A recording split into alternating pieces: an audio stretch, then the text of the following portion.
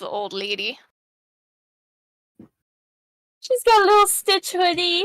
All right. Yeah, I got that. But with like a dog though, like a really fluffy dog. Also, they can hear you now. Hello, everybody. We're back. Oh God, Hello. I'm stuck as a blueberry because of the Laugh You Lose jackpot. God damn it. I am so I remember that. Ugh. I'm not surprised that Riley remembered because because Riley takes any opportunity to torture Tommy. Yeah, I was hoping Riley forgot. I was really hoping Riley forgot. Anywho, welcome back, everybody. So it's been a while. I will admit, and I do apologize for that. I needed a break. Things. Which is fair. But we're back, and finally, we're gonna get things going again. We're gonna have some fun, and well, I think it's time for a little recap, shall we? So. Last time in our adventure, our heroes found themselves traveling into the Devil's Land with a very interesting stop along the way, encountering a strange man that claimed to be Turvan, the supposed lost sibling of Zenfia, who had been connected to the cult of Zoltan. However, as it would turn out, it was a deception. And Fia, being a very perceptive wizard, was able to clock that he wasn't who he says he was, and revealed himself to be Zoltan puppeteering the body of Turvan. And soon after, Scout would be confronted with the man who killed his expedition party that he was with, and was the one directly involved in losing his memories. A Marleyan serial killer by the name of the Jackal. And after a harrowing encounter with a group of mutated manticores, and of course some nightcrawlers as well, we returned to the morning after, as everybody in the party is just kind of getting up and just like eating rations for the morning, kind of processing everything that's happened. Scout. Oh shit. Oh, yeah? Oh shit. Yeah, hold on. Oh god. Oh no. Oh no. Oh no, what? Miko spilled sweet tea on their mouse. Oh no. Oh, that's scary. Okay, we're really living up to the name Team Scuff right now. Oh no. It gives us strength. It gives us strength, but also, oh, that's bad. Our scuff is our power. Our scuff is our power, but good lord, that is bad. Everything is sticky. Oh no! Oh no! Oh yeah, especially because it's sweet tea too. Mm-hmm. Like it's got all that sugar in it. You got like Kleenex or something that you can use, like. Yeah, I'm wiping it. Okay. So it's still working. I'm sorry. Yeah, of course. That's good. Unexpected tidal wave. Honestly, that in combination with the fact my shower like curtain hanger hit me on the head earlier. Honestly, I'm not surprised. Today's been scuffed. Yeah, no, I was in the shower stretching a bit, and like I accidentally like dismantled it off the shower, and it bonked me on the head. Oh jeez. Thankfully, it's not made of metal or anything. Are you okay? I'm okay. It just hurt a bit. That's all. Anywho, back to what I was saying. So. Jesus, I didn't think I spilled that much. So, Scout. Mm-hmm. Ever since the battle with the Manticores, you've just kind of been sitting at the helm, having felt drawn to it as different memories began like playing to you, like a kind of like you're watching a PowerPoint presentation of your existence.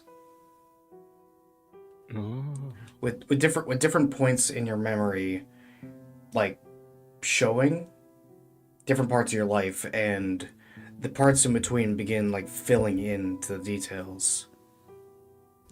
With the earliest memory you have being waking up at a workshop in the central city of Marlia.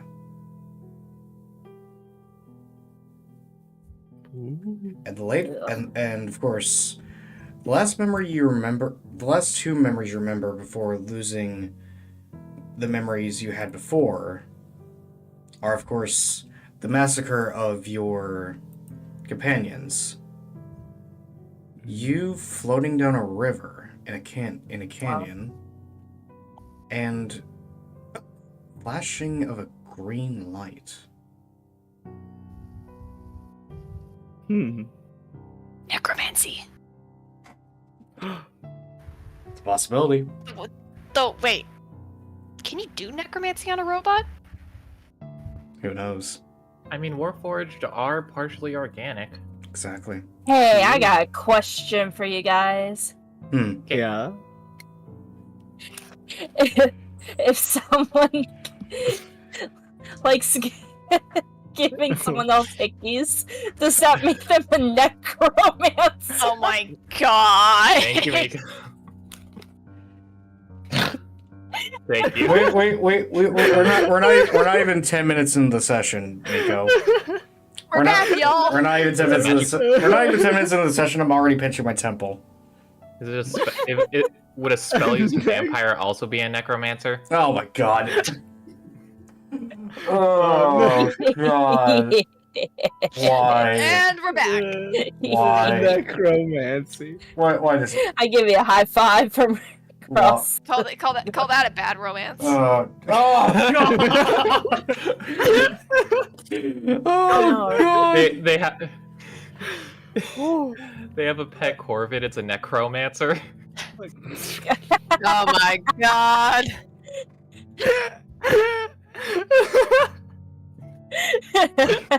See, don't fight me. Oh, that's pretty good. Necro. Anyway, Welcome back. See, We're back. We're back. see, Roxy. I am laughing and having fun. Don't bite me. Anyway, That's my The cat's cat. choosing violence. She is, and I'm happy. Why does she not like my happiness? anywho, Oh, you're getting kicked out. 1 second. yeah, of course. You hear that, Tommy? You're getting kicked out. Oh okay then. No. Kicked out of my own stream. I see how it is. We're the man. I am the captain now. Oh, yeah, I am the captain. Hold on, Tommy. Swap our foodies for a second. Sorry, No, I'm no. back. I'm back. The cat has been Welcome removed back. from the premises. Cat removed. Oh, Tommy doesn't want to do the extra work for my bit. I'm No. sad. No. Because my D&D setup is the most intricate like scene I've got, so no. Oh, that's fair. You do not want to mess with it. Exactly. Oh, are you scared it'll be scuffed? Yes. Yes. Actually, yes. So, Dude, Team Scoff mentioned? oh my god. Anyways, Sorry. I can't even be mad at that one. I'm not gonna lie. That was good. Woo! Anyway. So, like I said, you guys are currently just hanging out on the ship's deck with Kenny currently taking wheel at the helm. And as he does, he looks at all of you and goes, "Well, I've got good news and bad news.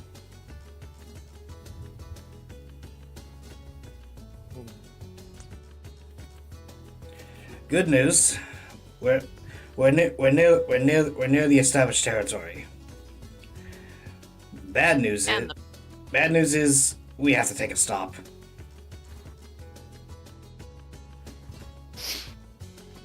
Why? What's the matter? Bad news. What's the bad news about a stop? Well, the thing is, I need to get the engine fixed. At the current rate we're going, if I were to keep pushing the ship beyond where I'm taking us, we'd likely crash.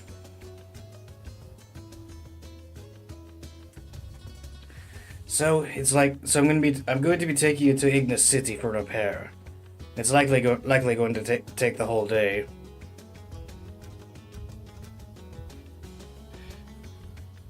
Oh wait. Oh yeah, that's right. Because we had a bit of a time pressure, right? Because the bad guys got away. Mm-hmm. Right. Damn. It's all coming back. It's been a while. Yeah, of course. It's all flooding. Oh yeah, I forgot. They got Yeah. away, but they also damaged the engine. Yeah, and the that's right. and the only reason why they weren't successful in blowing it up was because of Kinney. Well, Yeah, and we ended up scavenging for The crystal. Yeah, the crystals of the mountains. yeah, but it which- wasn't like big enough. Yeah, it was only big enough for just like getting you out of the area. Oh right. That makes sense. Yeah. So Yeah, and I remember now. Pan was brooding. yeah, She's But- just like staring back for where they came from. yeah. Kenny then looks at Scout and goes, Scout. Yeah. Yes. Sorry to interrupt what you're thinking or whatever you're doing. If you could keep an eye on the helm, I need to check on the engine again. It's been too long since I last checked. Right. Of course. Thank you, my friend. And you watch as Kenny just like walks the back and heads down towards the engine room. We'll be in Ignis City soon. It's not too far from here.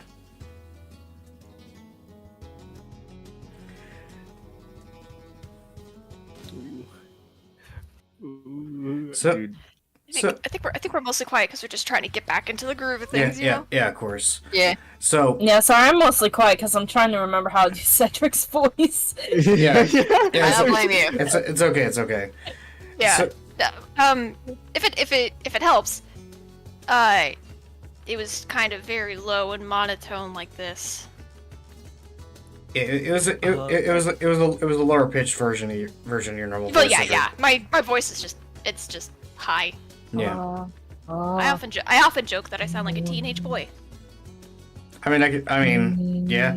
The sad thing is that I'm 30. Yeah. Hold up. I think I got it. There you go. No. Yeah. No, No, that's sorry. That's it. That's it. So the question is, what is everybody doing on the deck? Pisces, you said Panera was just kind of like looking back in the direction that you guys are heading back from. Yeah. So she's staring back in the direction of the temple that they just left. Just that kind of like, you know, that kind of really intense stare. Yeah. That you can tell like she's irritated or something, or like just like I can't think of the exact word. Not entirely irritated, but just like Not well. not well. Yeah, and her tail is like twitching and like kind of moving around. Like imagine like how a cat's tail does when they're annoyed. Mm-hmm. Oh. Oh. I know. We clearly Scout's still in his head, you know. I like to imagine that Scout is almost constantly seeing that memory in his head, and he so can't he's stop. 7 flashbacks. Oh, sorry. 7 flashbacks. Oh yeah, it's kind of like I imagine navigating for him is you know a way to try to get away from it, but he just can't stop thinking about it. So you can kind of see as he's navigating, Scout's grip on the wheels a little too tight. Yeah, like starting to like damage it a little. But that's what he's doing, is just trying to navigate, but clearly in his head. Okay. Wait, I thought Kenny was navigating now. At Kenny the was wheel. He was navigating, but he had to go check on the engine. Right. Oh, okay. I'm sorry. My brain's it's, like- it's okay. It's Also, okay. you were distracted because of your mouse. Yeah. Yeah. So You're absolutely fine. We're all getting back to the swing of things. Mm-hmm. yeah. And what are Zin and Fia up to at the moment? Right now, Fia's just like noting down stuff in her, in her little codex. Like she, immediately she's like once they left, she started like noting stuff down next to her spells, like for like various different uses, like right next to the like the Dust Devil. Okay. Ooh. Okay. Oh, that's so cool. And Zin? Dust Devil can be used to yeet your friends. She has like a crude sketch of Cedric being launched in the ship. I mean, that was pretty creative. I'll give you that. That's awesome. Zin's probably just on his own, like probably hanging over by one of the rails, just kind of like leaning over it and thinking. Okay. I'm guessing Cedric is just doing Cedric things. Cedric's probably trying to give the Nightcrawlers a bath, because I would imagine they're dirty and not very good smelling right now. All things considered. That's cool. Roll the animal handling. That is why I said trying. 'Cause, This is good. dirty 20. Nice. Wow, first roll is a dirty 20. Are you serious? Wow. Okay. Back Really Oh, are back back. in business. Oh, We no. really are back. Oh no. That doesn't bode well for me. Okay, so after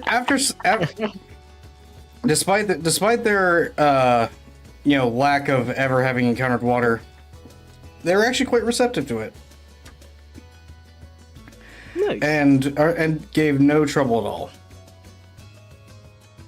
Scrub a dub dub to abominations in the tub. Well, it'd be more accurate to say you'd likely just be using like a bucket with some water, as there's no like dedicated bathtubs or anything on the ship. Not big enough for like actual like plumbing. Wait, is it daytime right now, or is it It'd be like 9:30 ish. So like they're pretty tired at this point. Aw. So Aw, sleepy little abominations. and more. Anybody want to help Cedric scrub them down? Oh god. Scouts in brooding mode. He would help if he could. Yeah. So, okay. So, and after I would say about 15 minutes of scrubbing, you'd see that your nightcrawlers would be finding a comfortable spot and just curling up. Oh. They're so cute. Do you maybe? So They're adorable. after No, they're all sleepy because they got a bath. That's even cuter. after bathing the abominations, I can't believe I'm saying that. What will Cedric do after that?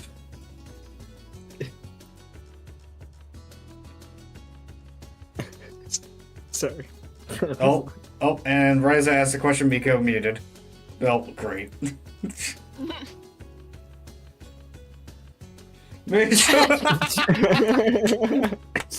So apparently I made Migo cough. Nico. Apparently I made Migo cough. So that's great. I'm okay. Oh my god. Are you though? I mean, Yeah. What? I mean- What was the question? after bathing the nightcrawlers, what would Cedric do next?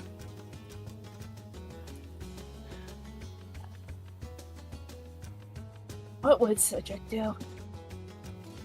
I'm sorry, I'm so giggly right now. I don't know. Oh god. Cedric would start coughing his freaking guts out, apparently. No,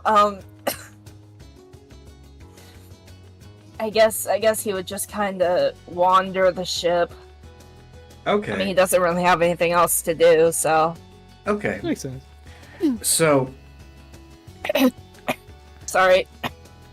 okay. Hydrate. As- Do you have water? Okay. So, assuming that none of the characters have anything to discuss at the moment, unless It seems like they're all just kind of stuck in their own respective okay. traumas. Yeah. Yeah, except, that makes sense. except for Cedric, who's just kind of having fun with his aberrations. Yeah. He is also just doodling. Okay. True. So, That too. So, about an hour and a half later, with Kenny returning to the helm alongside Scout, you notice in the distance that you see a plume of smoke coming up from what appears to be a city that sits kind of at the in a northeast position from the ship, with Kenny directing a easterly turn towards the city. It's not quite as big as the capital city of Perfection, but you do notice that there's a shit ton of dwarven architecture and a lot of blacksmith forges and just a lot of like metalworking, stoneworking, that sort of thing. And even from there, you can see a very large mine entrance, even from the air. Ooh. Ooh. Speaking my language, Tommy. Yeah. The mines of Moria.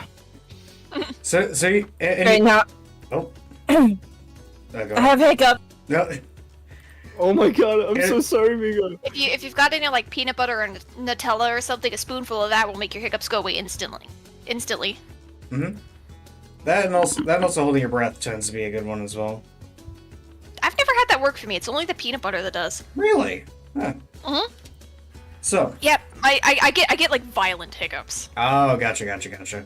So, as you guys are like approaching the city and like beginning to very, very carefully land as close as you can, you see Kenny kind of give the city a bit of a look of nostalgia as he goes, yeah, it's been a long time since I've been back home. Well, technically second home, but still.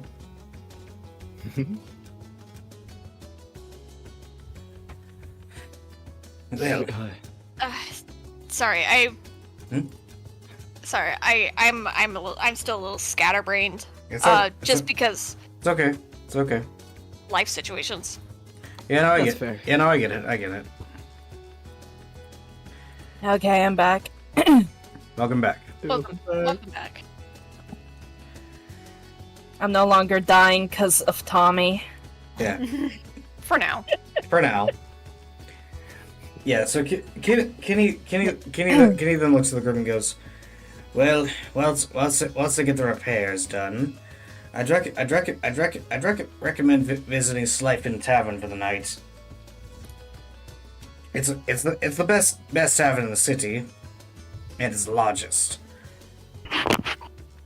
The beds are comfy enough, and if you're looking for good food, I recommend Steamer and Exhaust Pastaria. Really good spaghetti." You spaghetti addict. It's leaking into D&D too. Oh God, no, no, no, no. Spaghetti! Oh my. Okay. So anytime I have anything involving pasta, it's gonna be immediate just spaghetti addict. No, Yeah, you but- specifically said spaghetti. You didn't just leave that pasta. You had to go and, oh, they have really good spaghetti. If it walks like a duck and walks like a duck and talks like a duck. Then it's a chicken. True. No. True.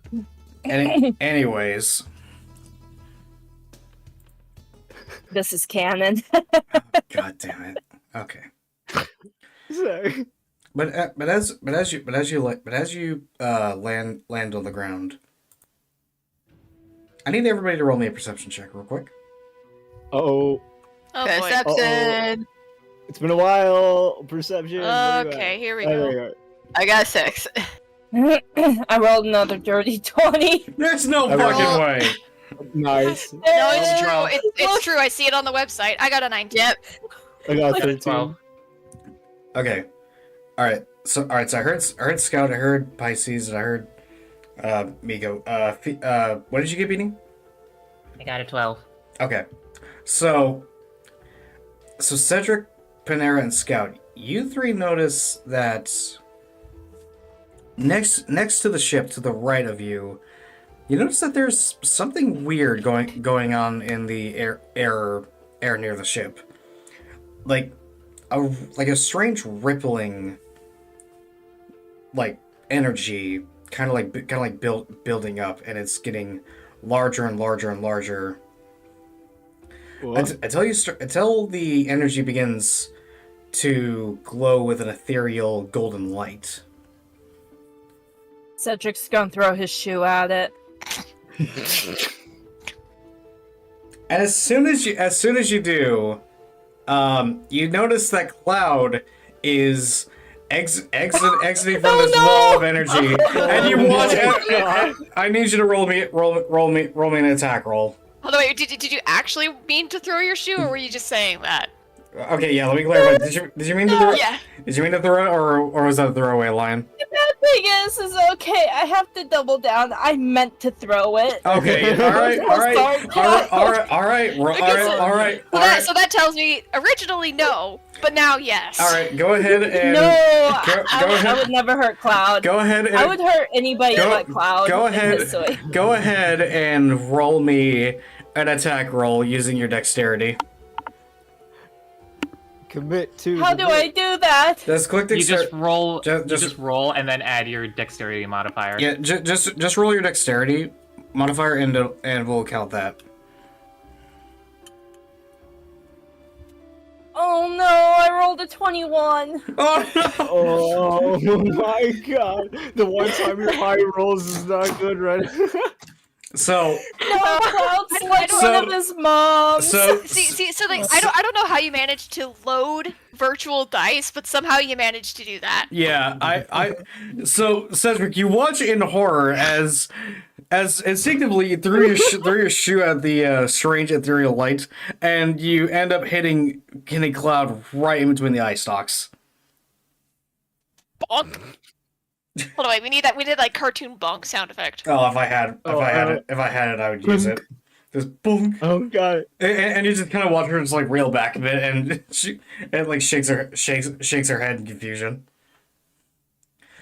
Cedric, for the first time since all of you have met him, looks absolutely horrified at what he's just done.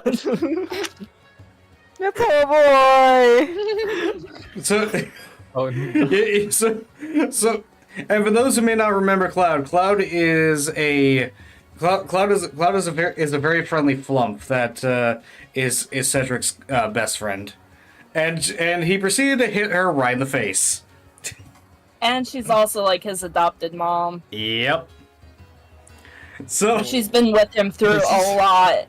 She's So- also supposed to be his main way of communicating with others. So we'll get to that.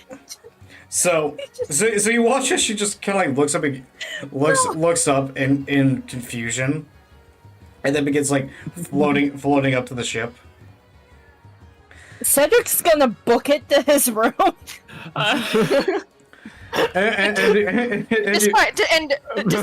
Despite herself, Pan can't help but look somewhat amused at all this. Just trying to stop herself from laughing. And you see Cloud just kind of like looking confused, going, "Well, not the welcome I was expecting." That was a really good throw, though. It's been. Pan just kind of pauses for a second. It's been a rough time. I can imagine being out here is not exactly what I was expecting when I'd heard about where you'd gone. I apologize. I'd been, and you kind of see her like gently like rubbing one of her tendrils that you notice is kind of like is wrapped up in bandages actually. I'm so sorry, Cloud. I'm sorry.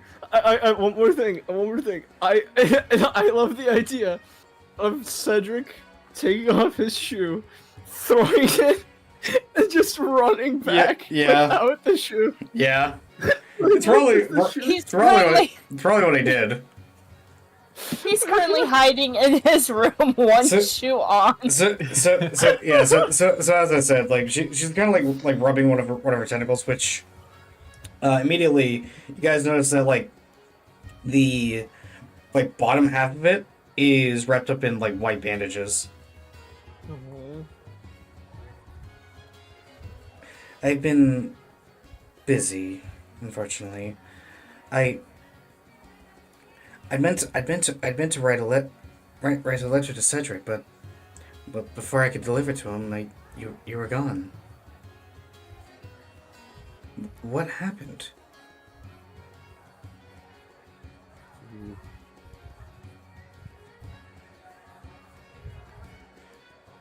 This is saying like a letter to Cedric at the academy, or Yeah, at the academy. Okay. It's kind of like that meme with the whole like, how do we tell her? Yeah, pretty much. Pretty much.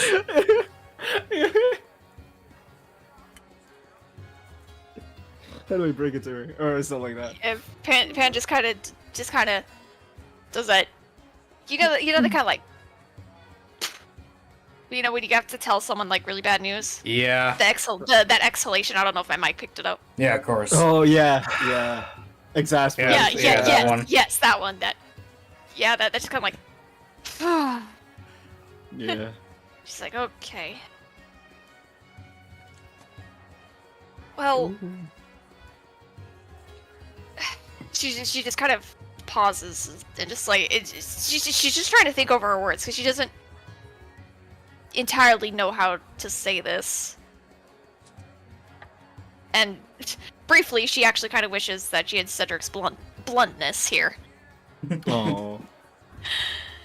Nice. It's just. Sorry. Hey, sometimes it can be useful. She just. Well. Just to sum it up in as little time as possible. Hold on. Just quick question for lore. How long ago was this the dragon? Like 2 days ago. Like literally. No. I mean the previous time that this villain had popped up. Oh, that would be about 3.5-ish years ago. Really, I thought it was more like 20. No. why I thought it was like 20. The original incident was close to 20 years. Oh, okay, that would be why. Yeah. These are part of more of a recent string of incidents. Okay. Is the name Is the name Zoltan? Is it widely known?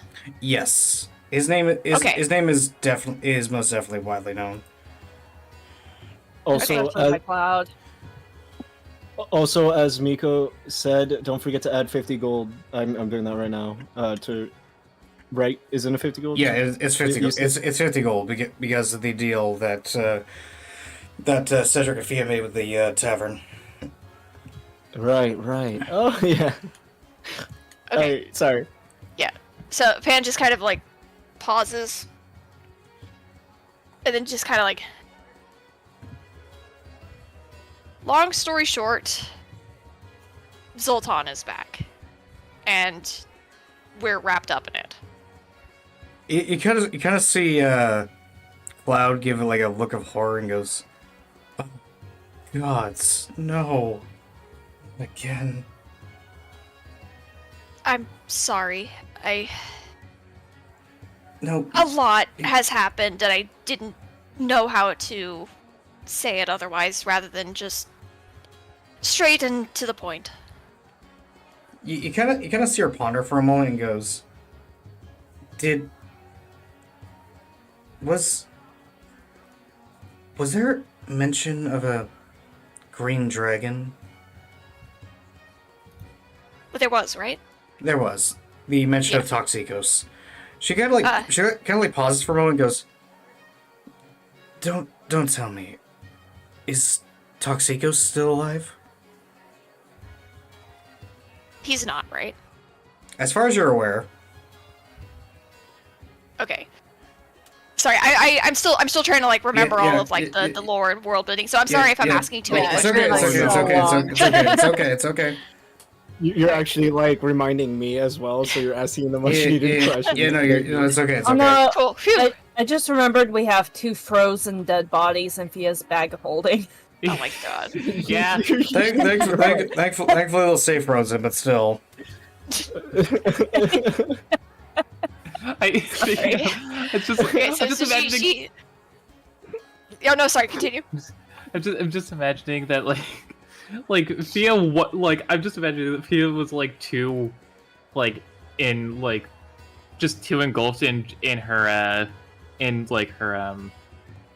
her like codex, and then she just sees Cedric running down and like finally like goes up to the front of the ship where everyone else is. It's just like, guys, why the hell was Cedric running off it?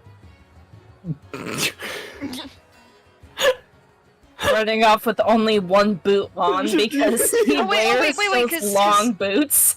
Fia hadn't met Cloud, right? Yeah, no, Yeah, Fia's just right now. Fia's like literally just like staring, like completely confused at why there's a jellyfish on the ship. and as like Cloud's like processing like everything, she looks up and goes, "Oh, hello there. You must be Fia. I heard about you." Hi, yeah. Like she's And- really and- nervous, and she just like leans over to Pan. And is like, who is this? Oh, you two haven't. Okay. This is Cloud. They're a. Well, Hold on. It's it's pronounced Flumph. Flump. I thought you were about to say French. Are they French? Okay. Yeah. I'm trying to how. I'm sorry. I am so sorry. I'm It's like okay. It's okay. scattered. It's okay. Oh no, take your time. Does the rest of the party know Cloud's relation to Cedric, like in terms of like how close they are, or? They know that Cedric and Cloud are very close travel companions. Okay. Oh, sorry. Okay. This is Cloud. They're a very close companion of Cedric's. It is a pleasure to finally meet you, Fia. Pleasure to meet you too. I think Fia like immediately upon hearing that Cloud is like a close traveling companion, just like from the like little bit of time that Fia's known Cedric, is very confused. You're right. Yeah. You just got That's fair. You just got That's this storming, brooding edgelord, and then you got this just ball of joy. Oh my god, he's just like Robbie. Yeah, exactly. no. Cedric's just like Robbie in Gravity Falls. Yeah. It's because his parents are for anyone who doesn't know. Yeah. Robbie in from Gravity Falls is just like a very stereotypical broody emo teen. Yeah. right? And his parents, despite working in a mortuary, or like they basically have they manage a graveyard in Gravity Falls. They're like the happiest, like happy people. Like, hi, how are you doing? And then just like like at one point, Mabel meets them. She's wearing a rainbow sweater, and then she's like, you know who would look great in a sweater like that? Mrs. Abelson's remains. Oh my god. So they're like it's like night and day basically, and that's I think Oh, that's yeah. basically what Fia is going through here. Oh, definitely. Complete cognitive dissonance. Yep. Yep. And you kind of see Cloud just kind of go, yeah, apologies. I'd meant to meet Fia sooner, but I kind of had to go off world for a bit. Well, it's a long story, but basically I'd gotten a nasty infection in my front two tendrils and had to seek out a specialist.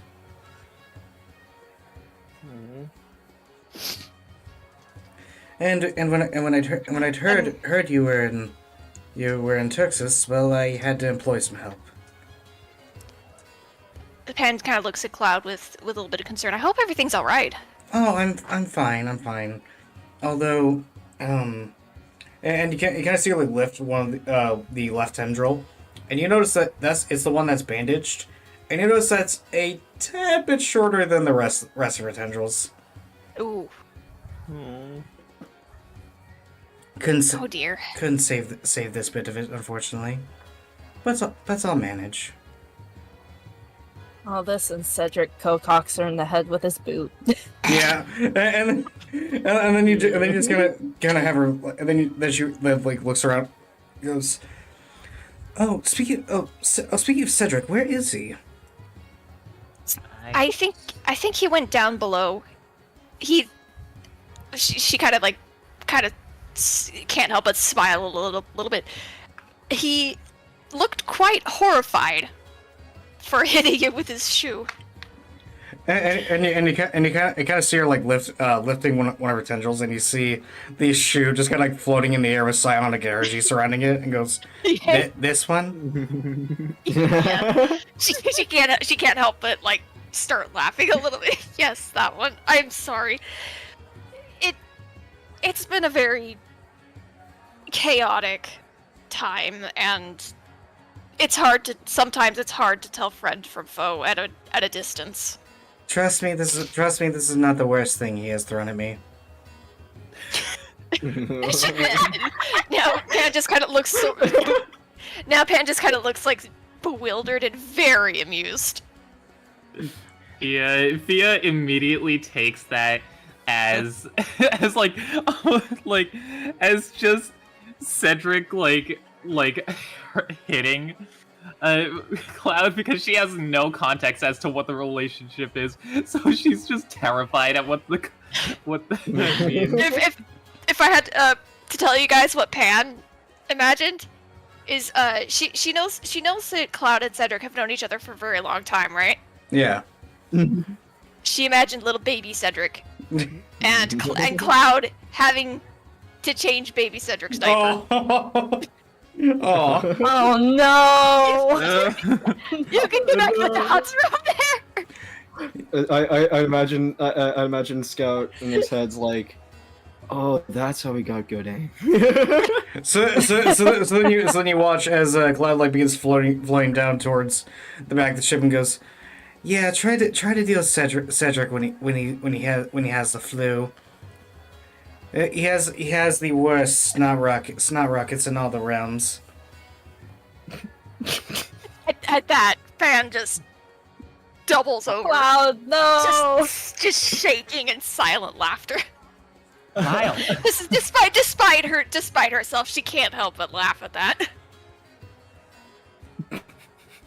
Cloud just casually ruining everybody's image of Cedric. Well, of course. I mean that's what a mother does. True. So Cedric, as you're just kind of like processing the fact you hit a cloud with a boot, you hear the boot like knock on the door, Oh my god. and you hear Cedric, could you please open the door? Cedric's gonna climb out the window. And as you start to do, you feel psionic energy like grabbing you and goes, don't you know I know that song and dance already? Get in here. I like to imagine it's that scene from Scott Pilgrim where he jumps out of the window. You know what? He just That's left. what he tried to do. That's exactly what he tried to do. Cedric here. That's You my know first out the what? window. He just left. Cedric's gonna go open the door.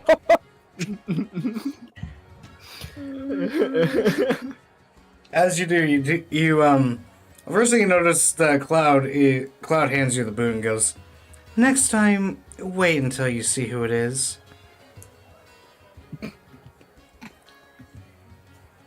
At least it was a boot, not the Eldritch Blast or anything else. That's true. That's a good point. I didn't feel any hostile energy, so So then why did you throw it? Going full mom mode. well, Well, Cedric's in trouble. what would your mother say about this?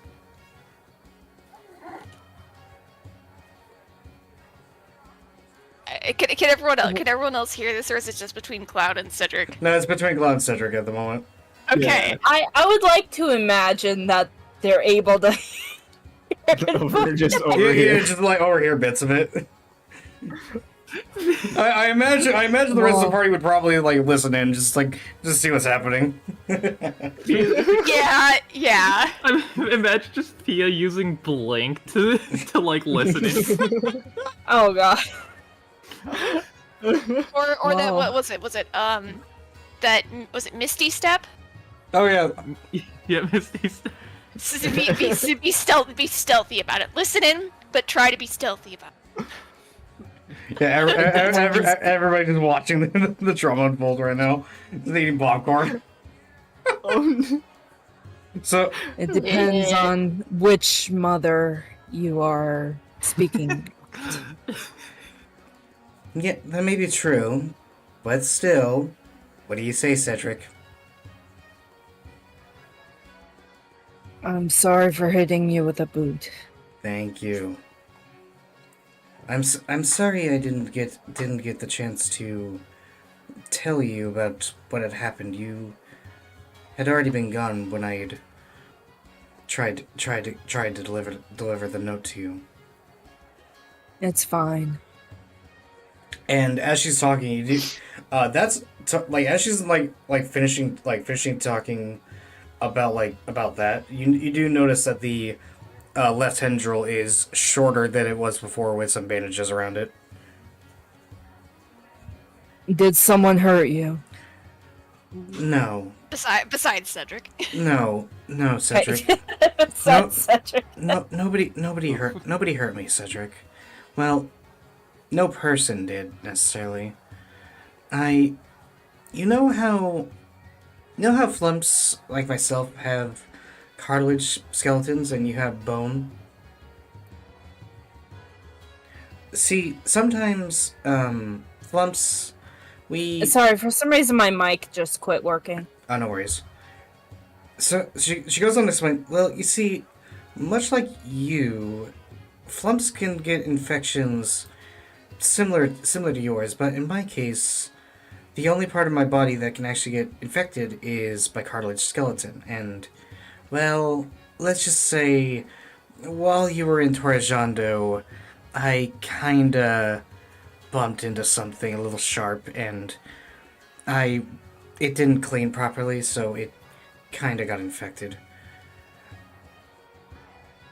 Oh, that's so scary. For Oh yeah, no, flumps are very, Yeah. very, very, very fragile beings. oh, damn. I want to protect them. Yeah.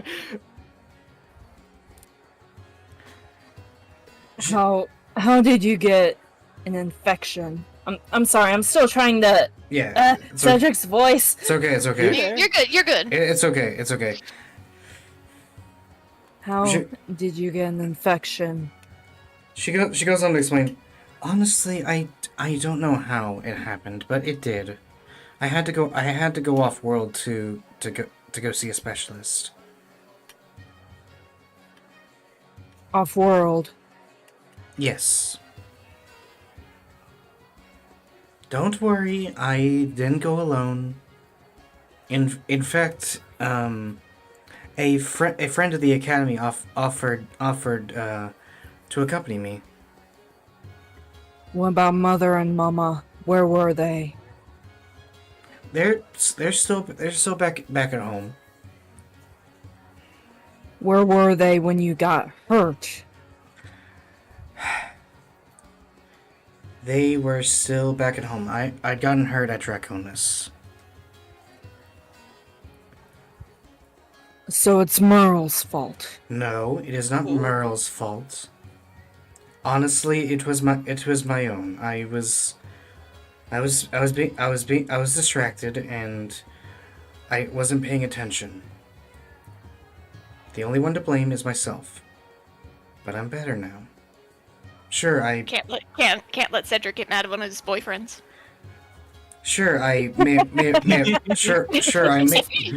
may have lost a bit of this tendril, but I'm okay. Must protect the harem. But the sacred harem.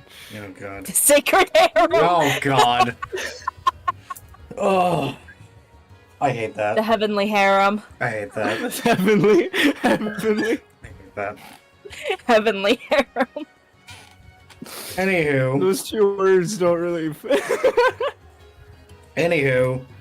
No, depending on who you ask, they fit. Anywho. Oh yeah, you're right. Anywho. Whoa, wait, who did the gremlin laugh? I think that What? I think that might have been Pisces. Wait, what gremlin laugh?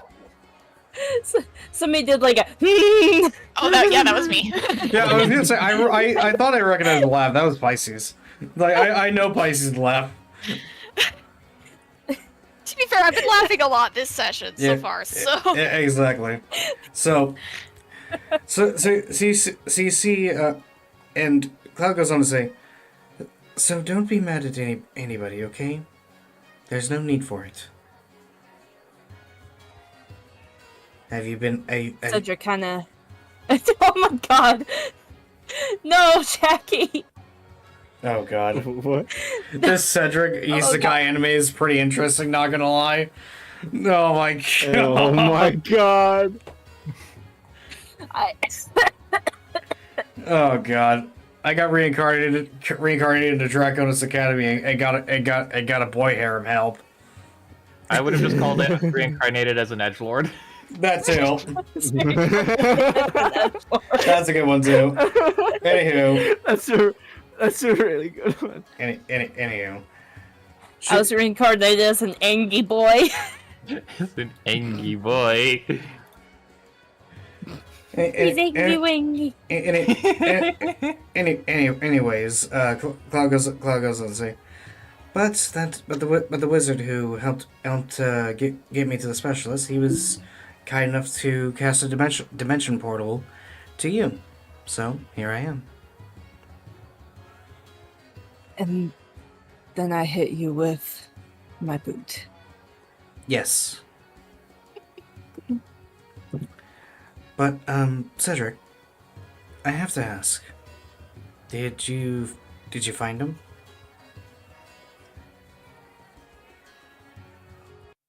Find who? You know who I'm talking about. Unfortunately, we did not find his corpse. Do you, Which means the old bastard is still alive somewhere. do you have any clues? Panera told me some of what happened involving Sultan. You mean like the bare minimum? Yeah. Yes, those lovely people are back again. Isn't that wonderful, Cloud? I'm so sorry. I thought we left that behind us. But we survived it before. And you have good companions to do so again. I tried to kill them all. And you Just like completely blunt, point blank, blank face. And everything. and you kind of See what I mean? See what I mean about Cedric's bluntness? and you see her like you see her narrow her eye, the top of her eye stalks, and goes, Cedric. The only reason I did not succeed is because it felt like something was pulling on me. Quite literally. And now I'm just kind of stuck with them. Stuck. Hmm? Stuck in the middle with you. You say you're stuck. You say you're stuck with them, but You say you suck. you say you're stuck with them.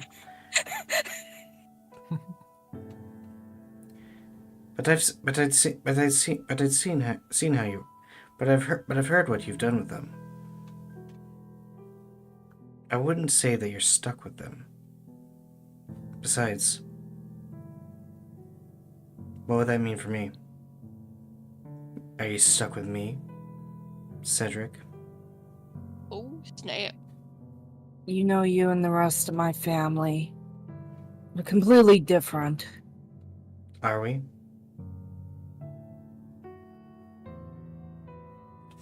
They can't even compare. Oh.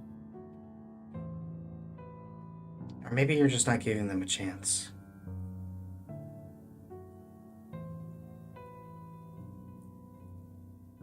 And why would I do that? Because I'm not going to be around forever.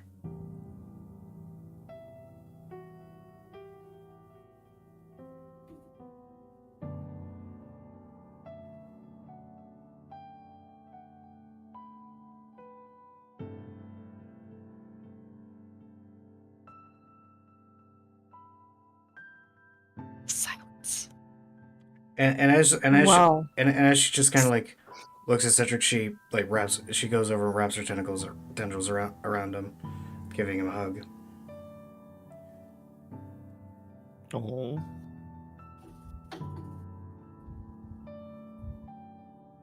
All that aside, I have gotten some very lovely, little, cute, squishy babies. Thanks to being stuck with these people. You see, And he's gonna lift the blanket and show Cloud pie and cake. fascinating creatures. They'll make great additions for the garden. But again, I believe Kenny said they were night crawlers night crawlers. or something of the like. Interesting. That's I also have this fish. And he pulls out the jar with the fish in it. I believe I've seen one of these before. Fascinating. But Cedric, And then, of course, I have my Scario back at the dorms. of course. But Cedric, I am serious though. You really should give them a chance. More of it, they deserve it. I mean, you gave me a chance. They deserve one too.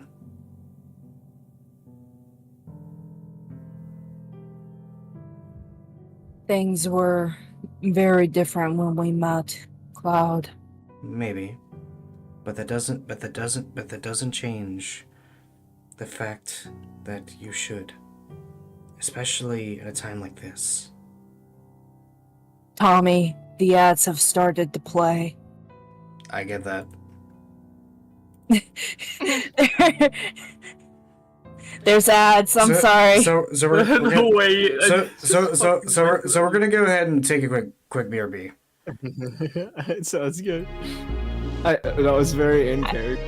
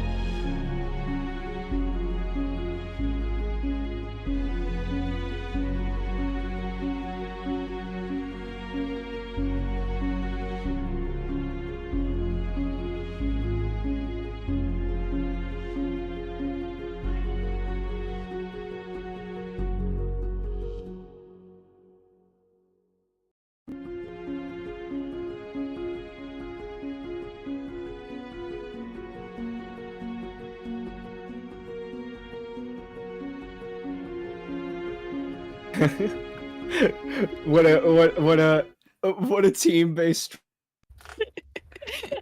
Anyways, we're back. Oh. I did absolutely nothing. Me neither. Me neither. except- I don't trust that. I do not trust that. Anyways.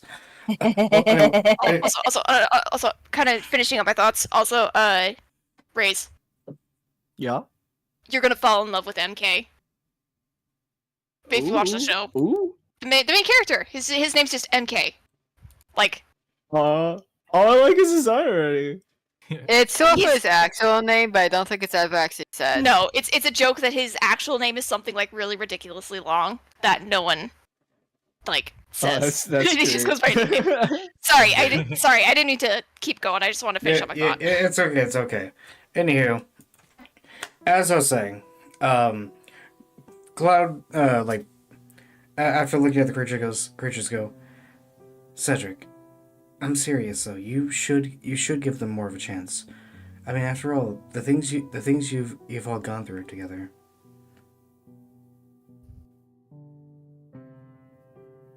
The things I have gone through because of people. Not all people are bad. Mhm. You know this.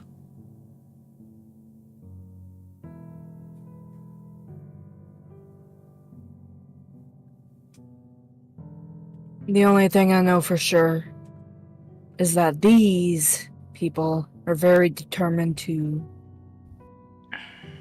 not die. That's a lot of people, to be fair. Look, Cedric, I wouldn't be saying these things if I didn't see goodness in them. Okay?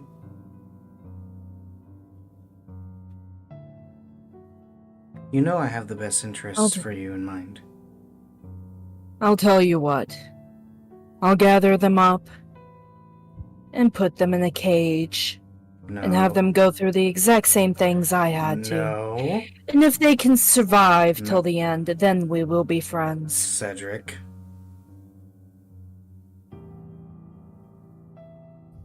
No. That is not what you will do. What you will do is once you're here, you'll make an effort to spend some time with them and get to know them better where you can, okay? Besides, But they're so irritating. how so? Is it them being irritating or simply you holding on to that anger of yours? Don't Zin has some pretty serious mommy issues. and you have serious daddy issues. Damn. Holy sh- Okay, I'm Fucking Where do you think Cedric gets his? Wow. Where do you think Cedric got his sassy attitude from? Holy sh- Because I can tell you right now, it wasn't from his mother's.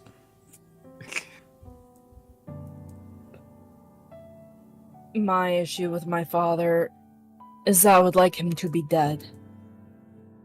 Zin's issue with his mother is that he's angry if anyone breathes at her wrong. He still hasn't fully weaned from her teat, obviously. Panera And you. Panera tries to be happy team mom or whatever. Her optimism makes me want to vomit. Oh. Although if I vomit by her, I'll probably end up vomiting rainbows. Scout. Scout's actually okay. Thea.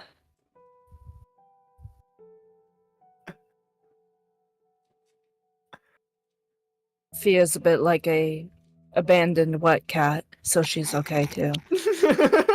Cedric.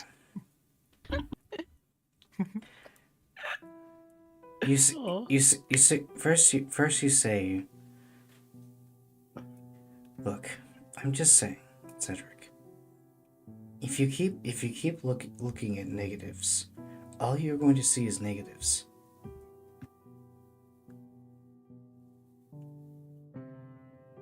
Because it's easier to dwell on darkness than it is to seek out light. I've told you this before. We've had this discussion before. I'm kind of disappointed we have to have it. Yes. We have to have it again. But apparently, we do. So, Listen, at the very least, I'm not going to kill them while they sleep. if you harm any of them, or don't make any or make any effort towards getting, at the very least, getting along, well, to say that I would be disappointed in you would be an understatement. We get along. They're still alive. That's not getting along, and that's not building friendship. Why do I need friends? Because friends are the ones who support you the most outside of family.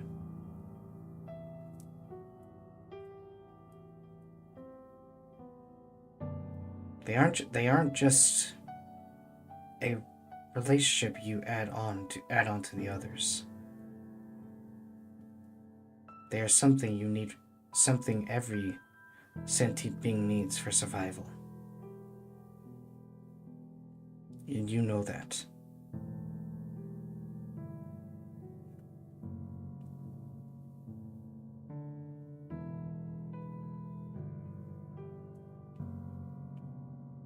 Well, then I'll survive very well. I have plenty of friends. Pie and cake and You know what I mean. all my babies back home. Those are pets, yes. They are companions, but they're not friends. Cedric. And then I have Cheddar and Moon. Cedric.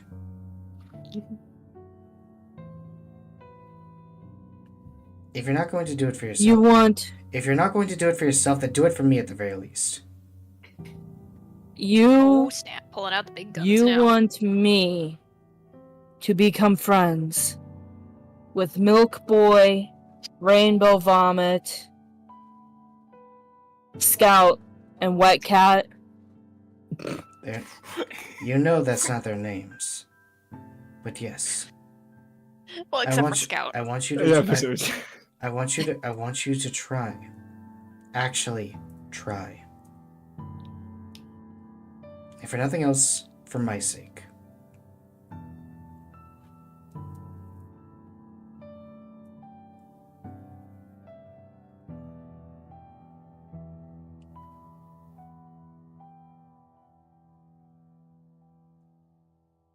I will attempt to exist with them a little bit more. Let's step. And I'll be right by your side.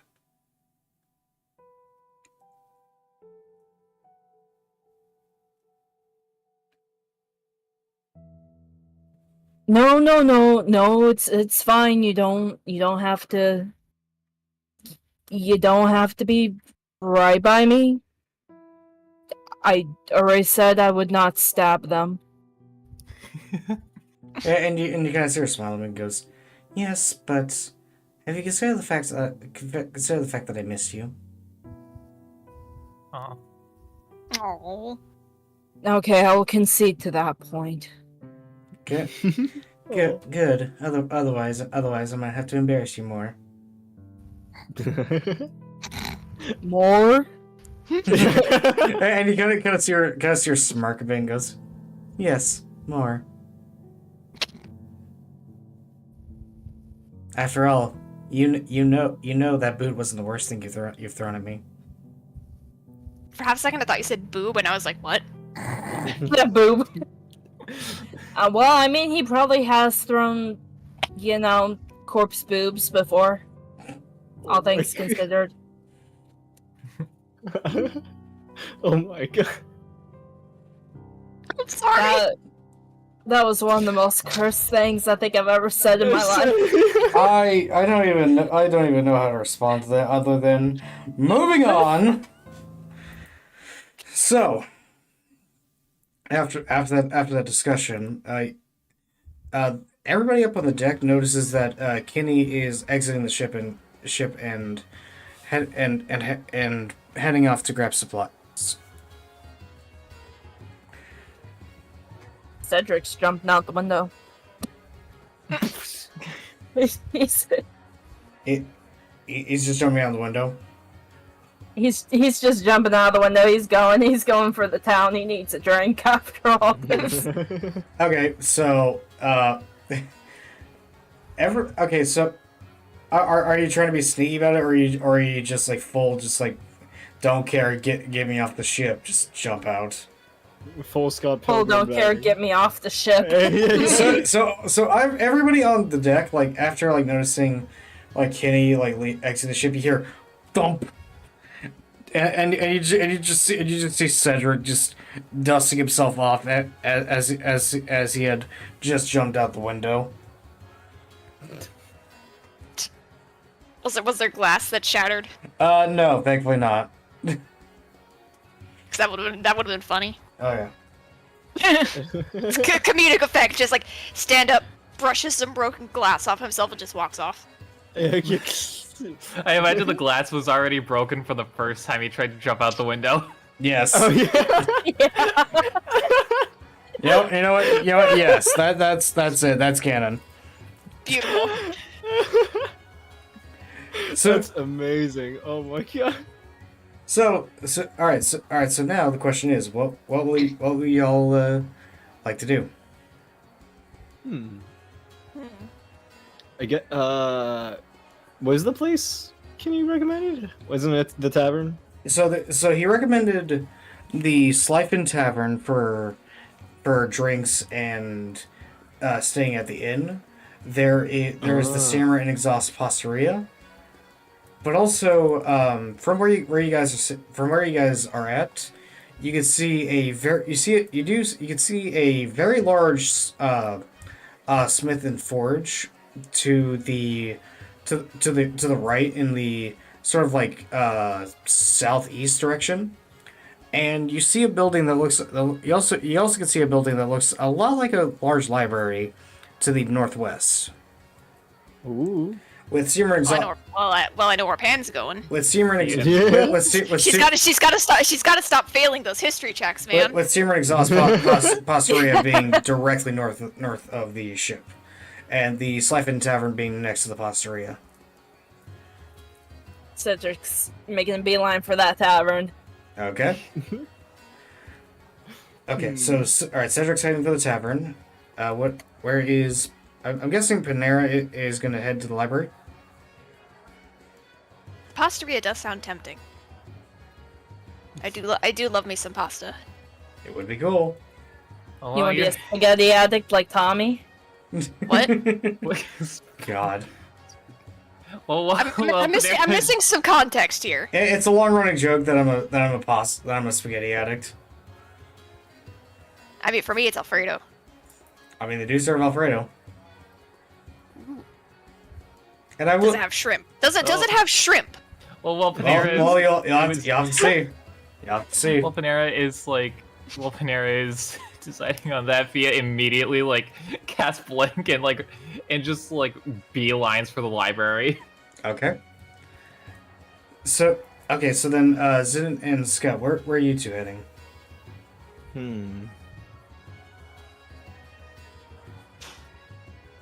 Ooh.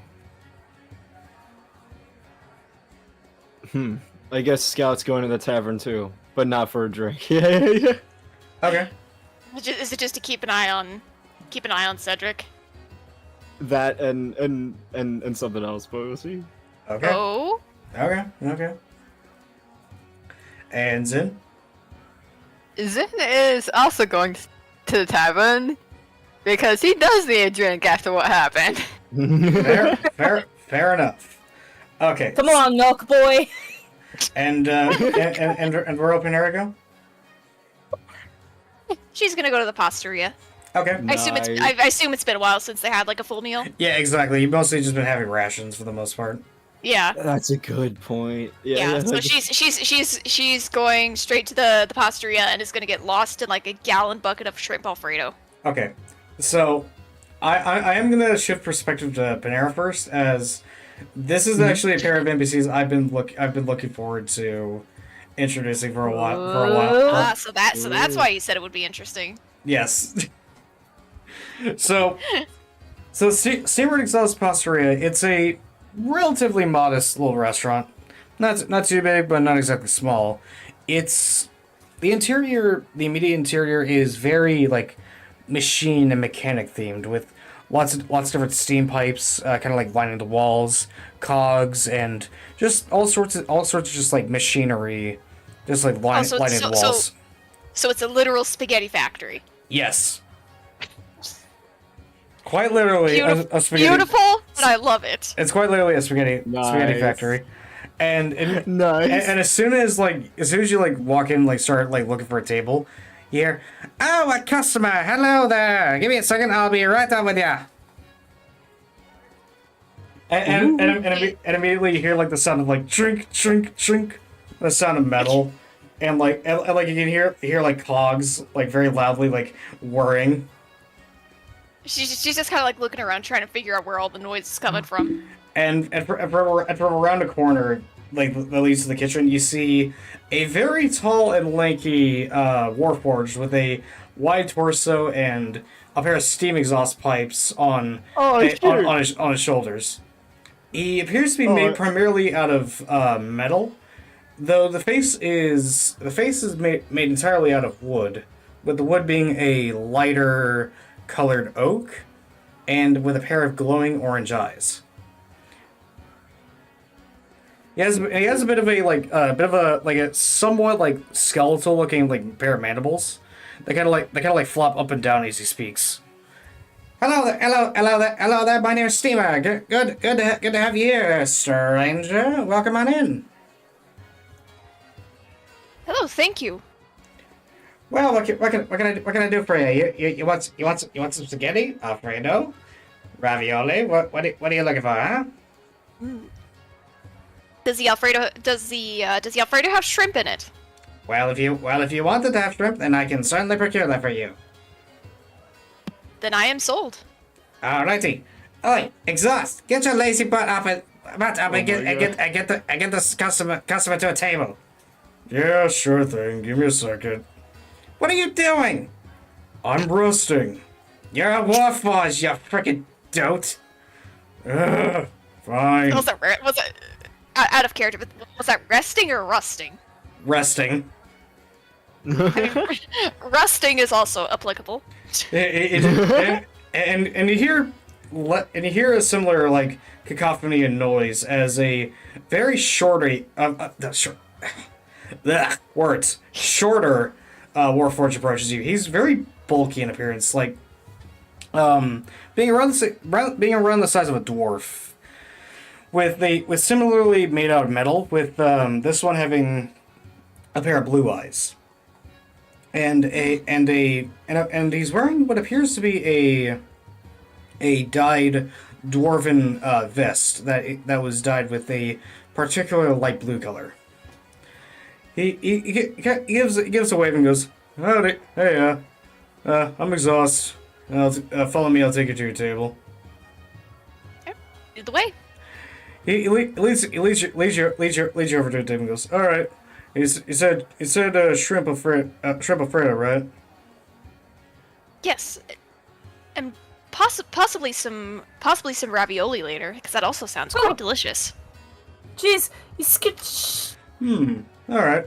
I'll send over word to Steamer. It'll be out in a little bit. I mean, honestly, I don't know exactly how long it's gonna be. Honestly, I just take orders.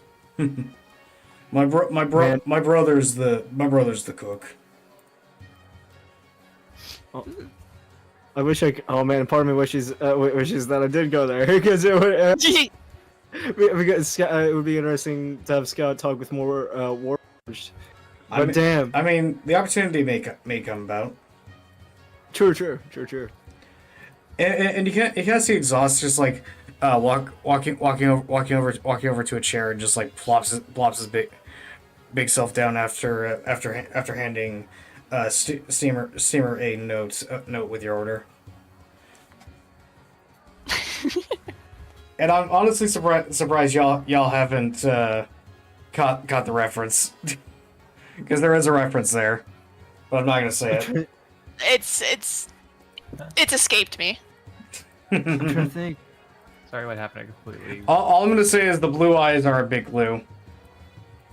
Blue eyes. Wait! Hold on a second. Blue Eyes White Dragon? No. No, it's Wait, it's no. It's the robots from Portal, isn't it? Nope. Atlas and Peabody? dang. Nope. I thought it was gonna be Atlas and Peabody because the eyes match up. The short one is the blue eye. Yeah. and the tall one's got the orange eye. Okay. Think about it though. Blue eyes, blue vest. Think about it. Oh my. They're brothers. Is it just the Mario Bros? No. Here- That would be overall. Okay, It's not a best. You know what, I'll just show the characters that were the inspiration for these two. Hold on.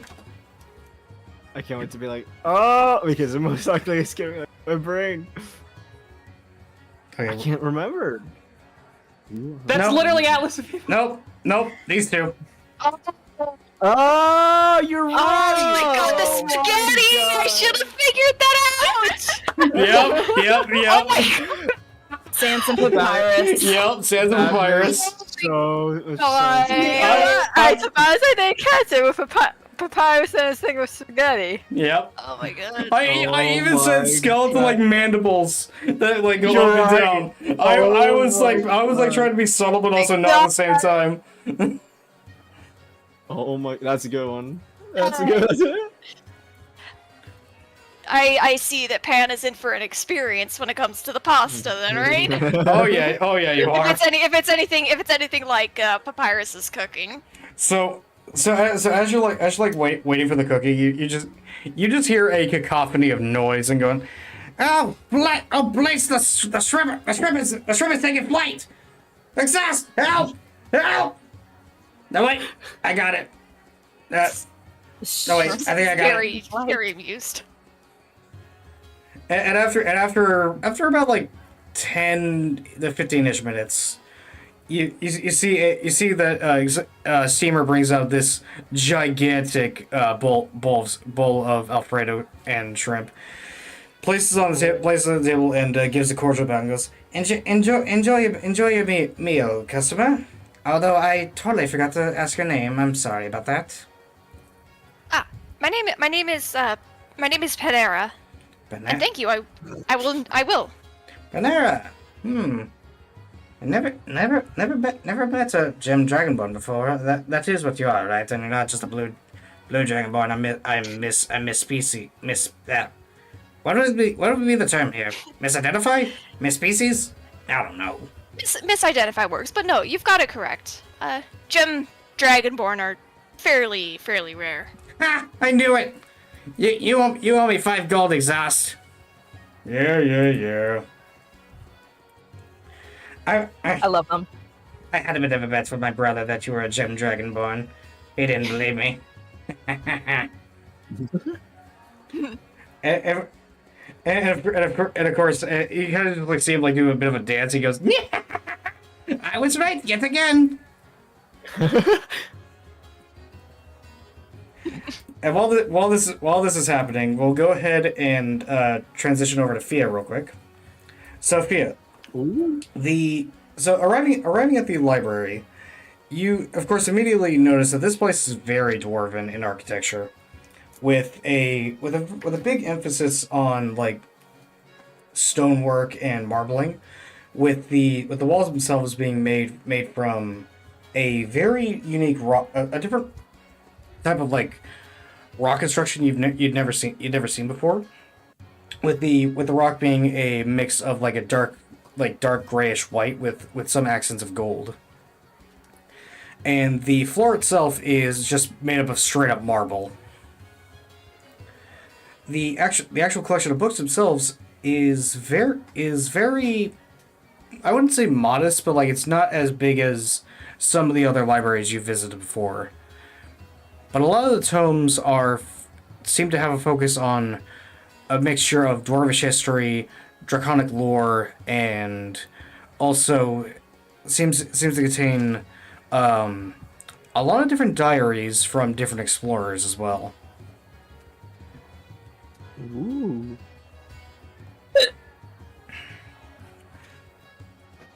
And as you're kind of like beginning to like peruse the area, you hear, "Ow, oh, excuse me, wrong voice." Hello there. Welcome to the Ignis Library. Hold on, you might not be able to see me. And you kind of hear like a scuffling sound as a very short green kobold rounds a nearby bookshelf and goes, "Howdy there. You're new. Need help finding anything?"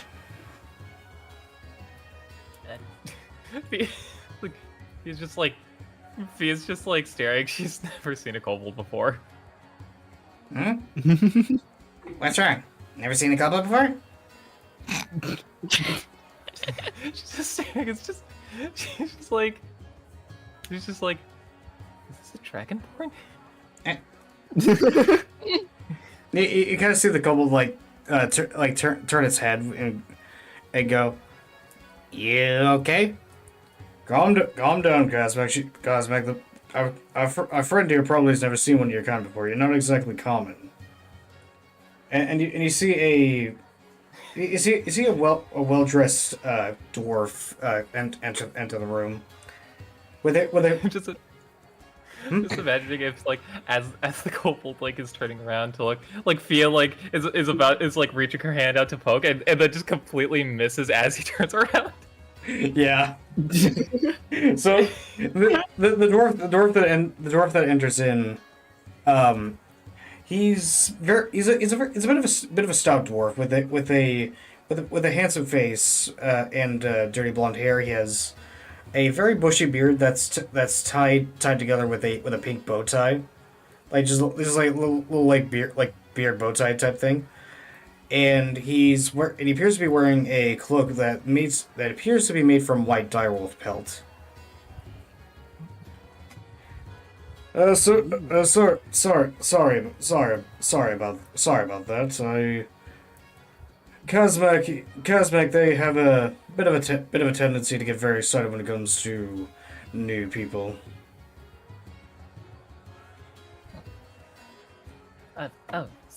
Sorry. Yeah, no, it's okay. It's okay. It's good. It's good. Yeah, of course. And who might you be? Fia Balam. Fia Ballin. Can't say that I've seen you here before. Quick introductions. My name is Ferd Bonehand, and this little one here is named Kazmak. She's my apprentice. Oh, it's nice to meet you both. You wouldn't happen to have any books on? Well, I'm actually looking for two different things. First, anything. Anything? Do you have anything talking about Zoltan? Oh, Zoltan. Yeah, actually we do. Several. What do you want to know specifically? Just I don't know, general history, maybe anything from other adventurers who've come across them? Cosmic. Yes, Svet. Give me the tome which one was it? Oh yes. Give me the history of Tiamat encyclopedia, please. Oh, sure thing, boss. And you kind of see her like hop away like a frog, just very excited with a grin. Fia is just staring in awe. And what was the other thing you were needing? It's just personal stuff. You don't need to know that. That's stupid. Do you,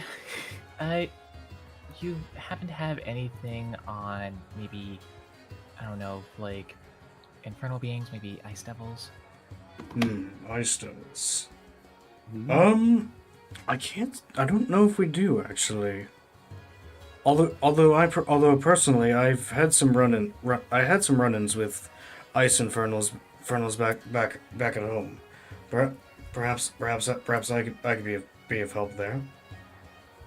Yeah, anything would be great. Of course. Well, I mean, from what I understand of ice fiends, it depends on which ones you're talking about. If you're talking more of the Nine Hells, or if you're talking more so from my native realms, the Nordic realms. With the Niflheim fiends, those lean more towards the fiendish side of things rather than demonic, as those are more primordial fiends rather than demons. She's furiously scribbling this down. And when it comes to ice demons, their domain is from the frozen hell, a frozen wasteland of just pure ice and sheer cold. It's a place that not too many sinners go necessarily. That's more so within the realm of Avernus. The ice realm is primarily inhabited by ice devils, and I forget the name of them, but I heard tale of gigantic ice worms that stalk that infernal realm.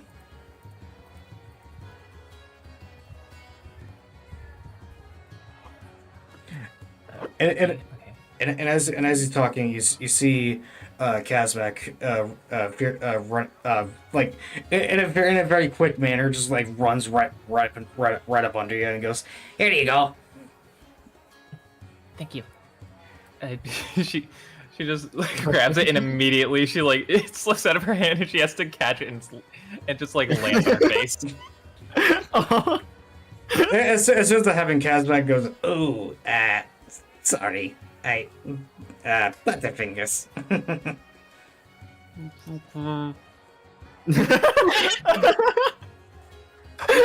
That was so good. For just Put her in the bag of holding. for just kind of just shakes his head a bit and goes, "Kazmak, you're lucky you didn't accidentally cast a spell again." Okay, look, I accidentally fireball that's one Goliath one time. Alright, I'm sorry. It wasn't my fault. He scared me.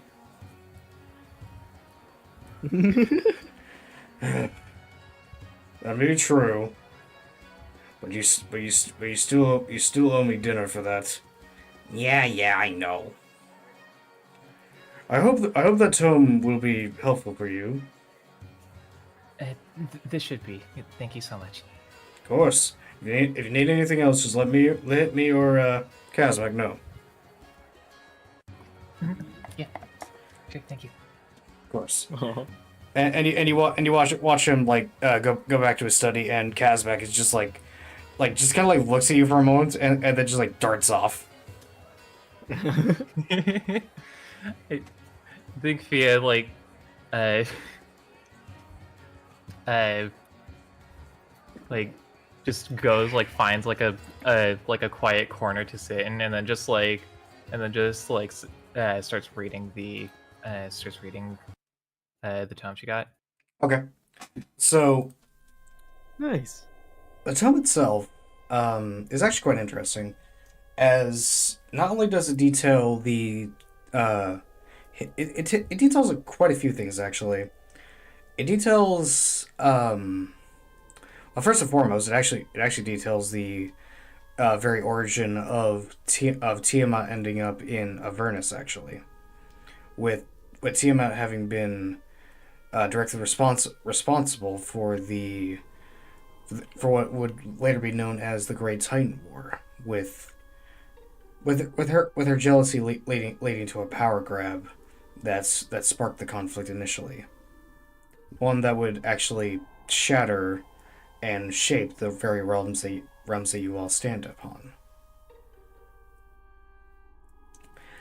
But also, it also talks about the fact that while trapped in Avernus, it's unclear how or who was involved, but Tiamat had another child, one beyond the chromatic dragons, one that was molded rather than birthed, molded from the darkness of the dark abyss and the very flames of Avernus itself. A being of flame and shadow. A being of being forged from the bitter coldness and destruction of the abyss. One that was tempered by the hate-filled and fueled flames of hell itself. Whoa. Whoa. And it would also go into detail about how many years ago,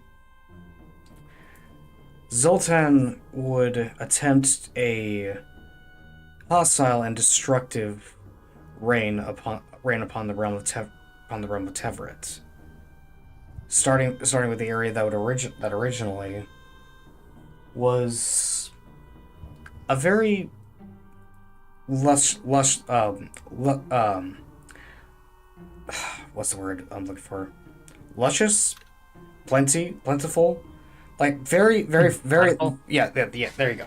Very beautiful and resource aplenty area upon the continent that had up until that point never been touched. I think fertile would also be a good word. Yeah, so that was until Zoltan came in. Bless you. Bless you. Gesundheit.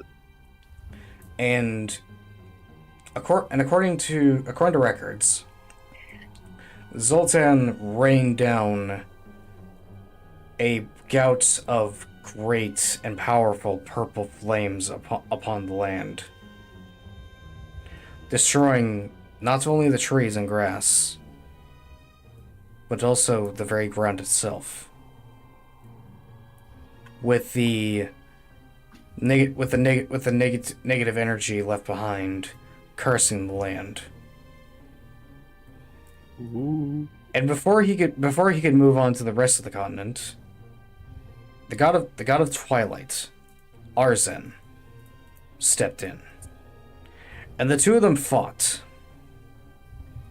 But Arzen was able to defeat and had for a long time trapped Zoltan within a volcano that would later be known as Mount Zoltan. With Zoltan's influence from the flames allowing him to manifest destructive aberrations, namely what would be later known as the Demon's Moon.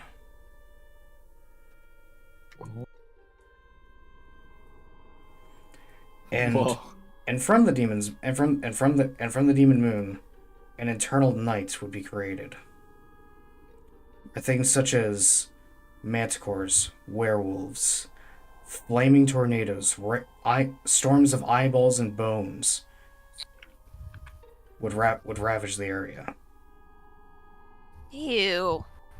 Sounds like Cedric's favorite weather. Storm of eyeballs and bones. I was gonna say, like, but is Bill Cipher controlling the weather? and mind you, and that's a little out of character thing here. The first group that ever went to Turks actually dealt with that stuff firsthand, and they kind of got chased by a fire tornado. Because these weren't just like random like things. These were actively chasing them type deal. Whoa. So, anyways, continuing on. It continues on to talk about the first Zoltanian incident, in which a group known as the Goldwalkers would seemingly defeat him with his corporeal body disappearing into the sky after a shotgun blast to the face. And that's kind of where the info on Zoltan kind of ends. Whoa. Oh my god.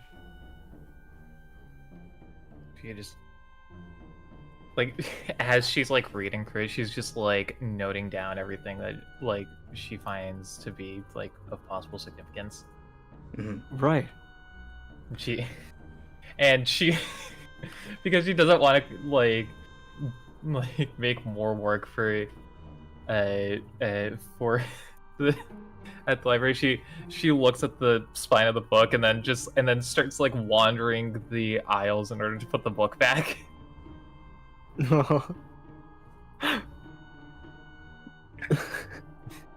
As you do, like as you're walking around, you don't notice it at first, but like as you're holding the book, Kazmat grabs it out of your hand and like immediately rushes to the bookshelf. Thank you. You're welcome. The Fee is just like she like as she's walking out the door to find like the others, like the second she steps out of the library, she realizes how the fact that she was just staring at her at the gold and then just starts cringing. Oh god, yeah. Okay. So, now we're gonna go ahead and turn to the tavern. Wait, where's Fia gonna go now? Oh yeah, actually yeah. Where's Fia gonna go? She's gonna be just looking around for the others, so probably like looking at the tavern first. Okay. Mm-hmm. Also, side note, Tommy, did you see the GIF I posted? Which one? That's a good one. Hold on. Okay, not quite that, but pretty close. Pretty close, actually. Like, it didn't have a face or like arms, but like the way they were able to tell, like Oh, no. This is about the pasta. Oh wait, which? Ah! The one above. The one above. Oh my god, the Swedish chef. I was specifically looking for a gift from like the popcorn shrimp video. Oh my god, that's so good. Oh my god, dude, that's so good. And then I found that one and I was like, I kinda want that to happen. For context for the recording and for chat, it's a gif of the Swedish chef from the Muppets and he has pasta on a plate and it's walking away from him. You know what? Yeah, that's amazing. Oh, what? Wrong song. Okay, hold on. Which one was it? Oh yeah, this one. There we go. Okay. So, Whilst the stuff with Panera and Fia is going on, we're gonna go ahead and head back. We're gonna go ahead and turn back to Cedric, Zin, and Scout. So, Cedric, Zin, and Scout. As soon as you guys walk into the tavern, the immediate air to this place is like the immediate decor you see is very like nautical themed, with a mixture of different like gambling type stuff going on, with quite a few different tables having different card games going. Some of them are playing dice games, and you can even see a roulette spinner in a corner to the right. As behind the bar, and kind of like surveying the different tables and whatnot, is a very tall and thin individual. He is wearing a custom two-piece purple suit with a very lovely looking golden amulet with a very large emerald centered at the center of it. With the individual having kind of a light blue skin with a light white underside going from like under the chin down the neck. His eyes are huge with no clear pupils. He has an appearance similar to a short-finned mako shark, with just like a very like seemingly jumbled and messy set of teeth in his jaws. Whoa. And as you walk in, he looks in your direction, and he's actually a little scary looking on a first glance. As he just kind of like gives a toothy grin and goes, "Well, hello there, mates. How you doing?" Cedric's gonna ignore him and immediately go to gamble. Bruce. Hmm? It's Bruce. I was actually thinking the same thing. Yeah, and that one was a lot more immediate. Yeah, I changed this. Like I actually mismatched. Okay, hold on. Let me find the dude. It was the accent. Yeah. Hold on. It's Let me find the sharks. It's like yeah. So like in terms of like personality, yes, Bruce, but also I'm trying to find the where's the other guy? Oh yeah. So okay. So you know the okay. So if you're looking at the GIF I sent in Discord, it's the it's the shark. Yeah, it's the shark in the middle. Like that's the appearance I pulled from because he's supposed to be a mako shark, which yeah. So I kind of like mix those two together inspiration wise. Nice. okay. So all right. So Cedric is immediately heading for the gambling area. I'm guessing. Yes. Okay. What is in Scout doing? Scout heads to the bar. Okay. Just. Oh wait, no. I was gonna say just following Cedric, but no, Cedric went to the gambling area. Mm-hmm. Right. And use it. The bar, because he needs a freaking drink. Okay. Right. Okay. So as you two approach, it goes, well then. I see I got myself some new customers. Good to have you here. What's the strongest drink you have? I can't even drink. He looks at you and goes, Mate, for you, I've never seen the Warforged be able to get drunk, but I'm more than willing to give it a try. Right.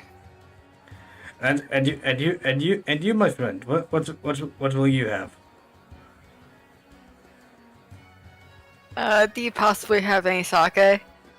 Sake. Let me give a quick check on that. And you see him like look down below and goes, aha, there you are, yeah, there you are. All right. Thank you for your might. I got some fresh here. And I hope you don't mind me asking, but is the tiefling that went in with you? Is he with you? Right. Alrighty, cool. Sorry, it's a bit of a thing of mine. I like to know who's with who, as I tend to keep an eye on people. If you get what I'm saying. So he knows Yeah, I who, get so it. he knows, so he knows who to kick out. Yeah. Mm-hmm. And you kind of see him like give a bit of a grin. And goes, yeah, despite my friendly appearance. I need to make sure things are nice and calm here, as I am running an establishment here, and I don't want any lollygagging. Right. So make sure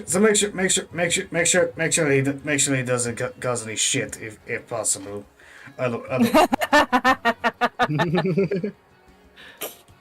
Sorry. That's good. Good luck with that. Yeah.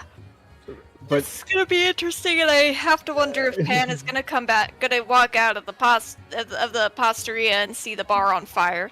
Oh God! All I'm gonna So- say is, do not mess with this dude. He is not someone you want to mess with. That's all I'm gonna say. Because despite the fact he's a shark, he's not a barbarian. That's all I'm gonna say. right. Does Scout have his drink? So so he thinks about it for a moment, and he gives you just a big old bottle of brandy. He goes, "Here, try this. It's my strongest stuff." Scout immediately tries chugging it down. Of course, you know, it's not really going in. He's still Roll me a Constitution check. really. Oh? Oh It's my not- god. Oh? Roll me a I have to, I have to, I have to wonder. Roll me a Constitution check. Oh, I got a dirty 20. Okay. What's the people are getting the dirty 20s today? So, I don't know, man. So as you like try and drink it, you feel a strange feeling in your in your torso area, as you to your horror realize the alcohol is actually going inside you, and it's not coming out. Well, at least alcohol is non-conductive, right? Well, here's the thing. Maybe they could start fires. Here's the thing, though. You quickly realize it's not going into like any gears or anything. What's it going into then?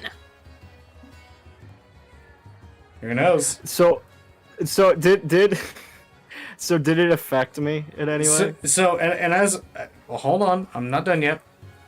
Right. And as you like start to feel that, you start to realize you're starting to feel a little weird. And yes, it is affecting you. You're not full on drunk yet, but like it's affecting you. So things can go inside the Scout. I'm putting So, some. Hold on. I think I'm putting some dots together. I'm connecting the two dots. We'll see if I'm right. You'll see. But So so Scout, you know, looks at, you know, the what do you call it? The cup, Brandy.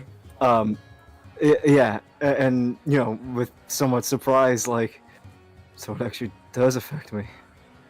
And you kind of And you see the bartender like give a surprised glance and goes, "Really? Well, son of a bitch." but exactly, and then Zin and Scout, you know, looks to Zin and was like, and says like, I was wrong.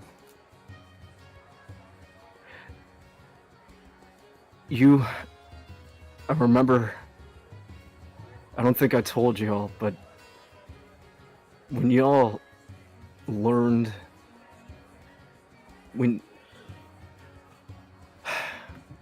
when you and Fia learned about y'all's connection, I thought it was a good thing. I know the anger of a surprise like that, but I would, at the time, thought I would, hell, even kill to have a part of my past back. I thought it was a good thing, but I was wrong. And I was told that you'll drink this stuff to forget. I just need this a little. And I don't know what I'm feeling. I'm feeling angry. I can't stop seeing it. I don't know.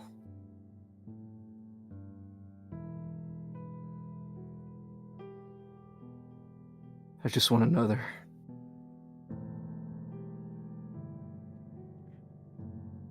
You kind of see like the bartender like nod and goes, "Well, hey, mate, I know that feeling.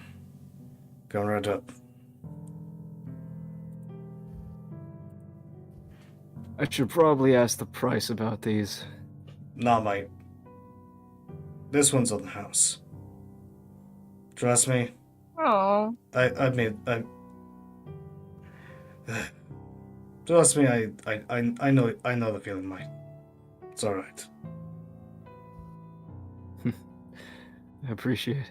Of course. I'll just leave the bottle. I'll just leave the bottle with you. Just don't become too reliant on it. Oh yeah, I did see something about it having negative effects. That it does, mate. That it does. Hey, whatever to make you feel alive, right? I'll drink to that. And he kind of seemed like pour himself a shot and takes it. Oh. So yeah, scouts in yeah. He's going through it. He's going through it right now.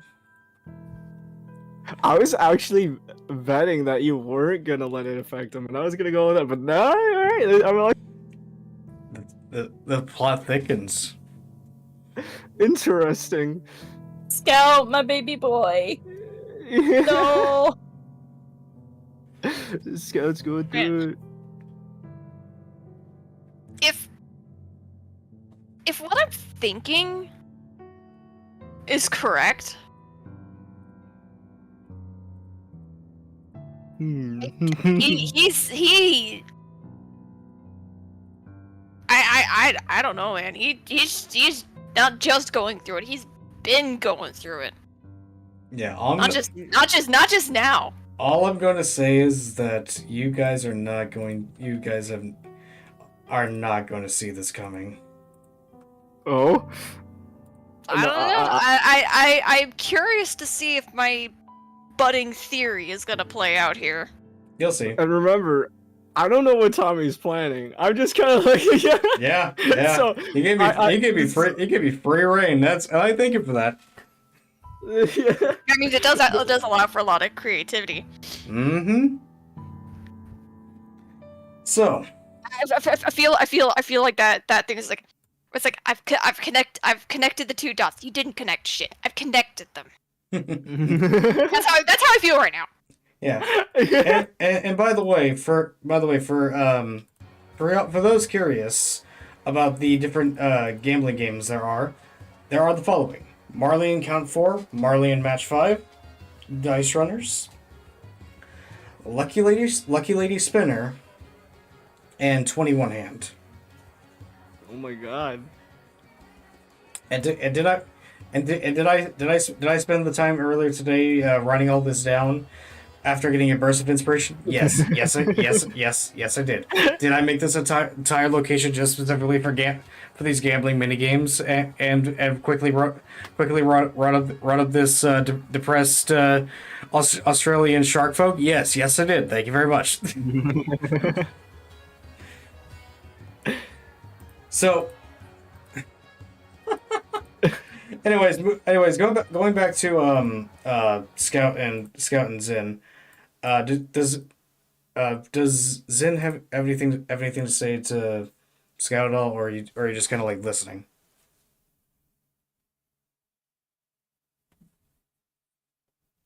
Eh, I think Zim will probably just give him like a pat on the back. Oh, Aw. Okay. that's good. Oh, that's sweet. Okay. Wrong song. Hold on. Yeah. Managing. Wait. So while this is going on, Fia, if you could roll me a investigation check to try and find your companions. Oh, investigation check. I'm generally good at those. What was that speaking? Was it your chair? Yeah, Ah, okay. that is a 13. Okay.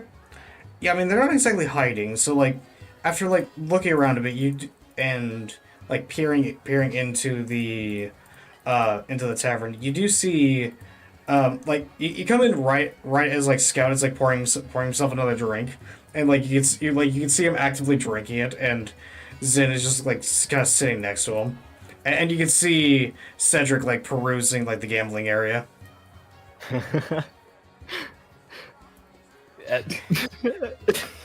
Fia immediately starts panicking because she's never gone it like the only time that she's ever been near alcohol was when like she ended up making moonshine with Cedric, and she's never gone gambling before, so she doesn't know what to do.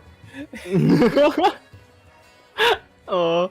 And on top of that, as soon as you walk in, the bartender notices you and goes, hello there.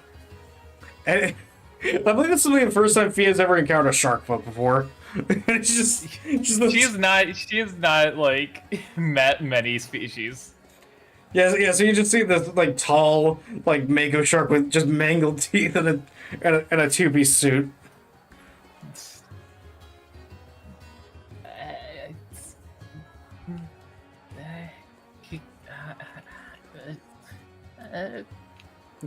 Upon seeing like your nervousness, he like you watches it like very quickly approaches, goes, come on in, Mike, don't need to be nervous like that, come on. And he's like very gently like but also forcefully like wraps like puts his heart like wraps his arm around you, goes, come on in, have a drink, come on. Fia is like stiff as a statue right now. Okay, this actually like hold on. Remember that scene of Finding Nemo where like Bruce takes with the party? It's just, like that's just what I'm imagining. Just like this tall, lank, like a shark just grabbing Phoenix, going, "Come on in, boy, come on." Yeah.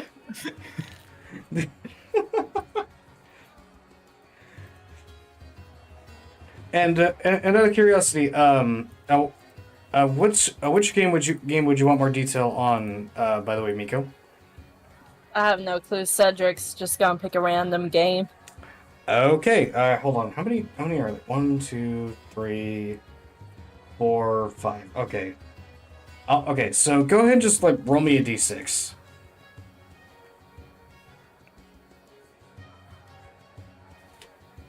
For some reason, I clicked on Discord instead of D&D Beyond. Yeah. Hold on. Okay. I rolled a 1. Okay. So then that'll be Marley and Count 4. It's one of the card games. So the way that game works is pretty simple. It's basically you have to have the largest array of 4 numbers in your hand to win.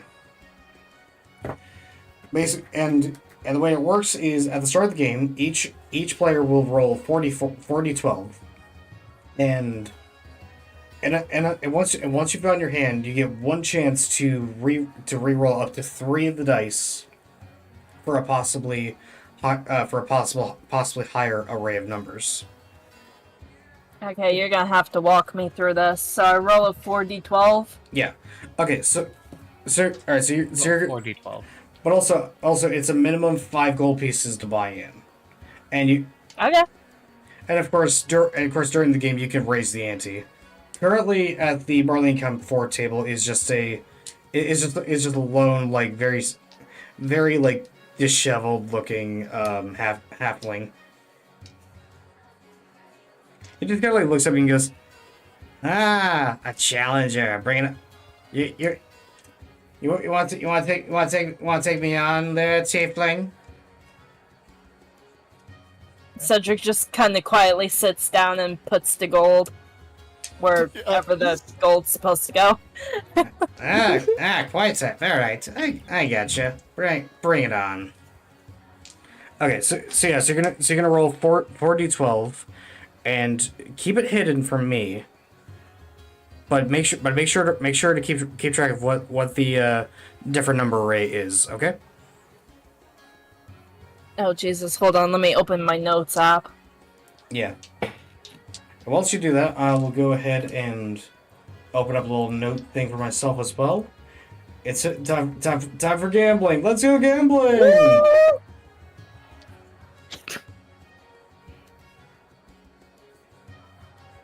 This is actually my first time doing D&D gambling in a long time. I've only done it once. This is new for me as well. I just had like a burst of inspiration earlier. It's like, yes, gambling.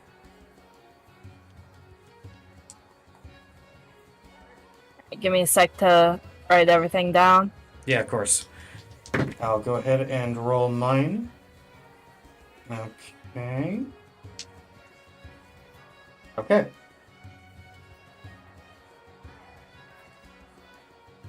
I got mine. Okay. So now's the time you could either raise or you could fold. I don't know what either one of those things mean. So raising is basically like you increase the amount you're betting, or if you fold, that's basically I'm not liking my chances here. I'm gonna give up while it's still just 5. So hold on, what was the game about again? You have to have like The highest. 4 of the same number, or No, you have to have the highest total amongst 4. I'm gonna raise. Okay, how much? How much gold pieces are you gonna throw into the raise? It's currently in the pot. It's 10 gold. I'll throw another 10 in there.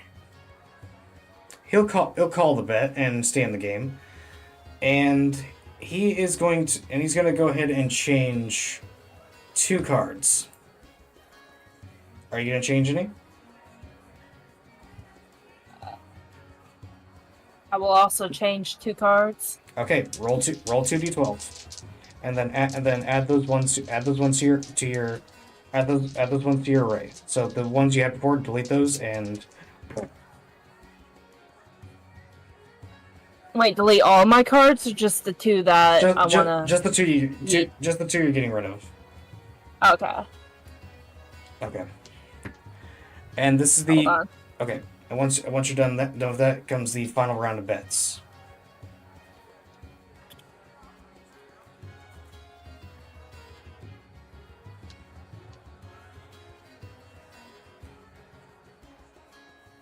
Okay, second roll is done. Okay. And since you got first bet, he's gonna go ahead and go to first bet, and he is going to raise the pot by 15 gold.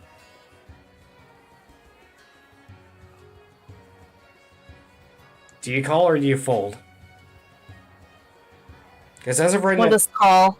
What's call? call basically means you are going to you're going to match his bet, or you could raise to increase it further. Because as of right now, the current pot sits at 20, with the additional 15 bringing it up to 35. So if I call, I have to put 15 in? Yep. Or you can raise it to try and scare him. And if you do, I will throw 20 gold pieces in. Oh, you're gonna raise it to 20. Okay. Okay. Are you gonna trying to intimidate him? Yes. Okay. Go ahead and roll me an intimidation check. Oh god, I fail at these so much. This should be It's funny interesting. because he's Oh the my most God. intimidating character, but I always roll like below 10s. Hey, it's like me with my history checks. Yeah, this. Always roll below. Oh, I accidentally rolled investigation. Oh, I was about to say. I was about to say that would have been an amazing roll. Let me see. It was a 22. It was an investigation. It was an Oh, investigation no. check for a 22. That would have been so good. If your modifier is the same, maybe we can use that one. I would No, no. investigation's +5 and intimidation's a +4. Ah, dang. Unfortunately, not. Okay, fingers crossed, everybody. Let's hope Cedric's actually intimidating this time. I rolled an 8. Oh He- no! He is not dissuaded at all. He's calling your. He's not only going to call your bet. He's going to raise it to 25. So technically, you just gave out a tell. Yeah, like technically. Oh no! I don't know what to do now. Do you call? Are my only options call and fold? Yeah, at this point, it's either you call or you fold. Because as of right, because if you call, the pot is going to be at 70 gold. What the heck did I put it at? 25? 20? Yeah, you put in 20, and he raised to 25. Okay, I'll throw in 25 and call. Okay, it's 70. All right. It's time. All right, so go ahead and. I'm interested to see if Cedric's gonna go broke. All right, go ahead and copy. Go ahead and copy paste the total. Go ahead and copy paste the numbers you rolled from your notes app to your Discord. Once it's copied and pasted to the Discord chat, let me know, and we'll press enter at the same time and see who won. Okay.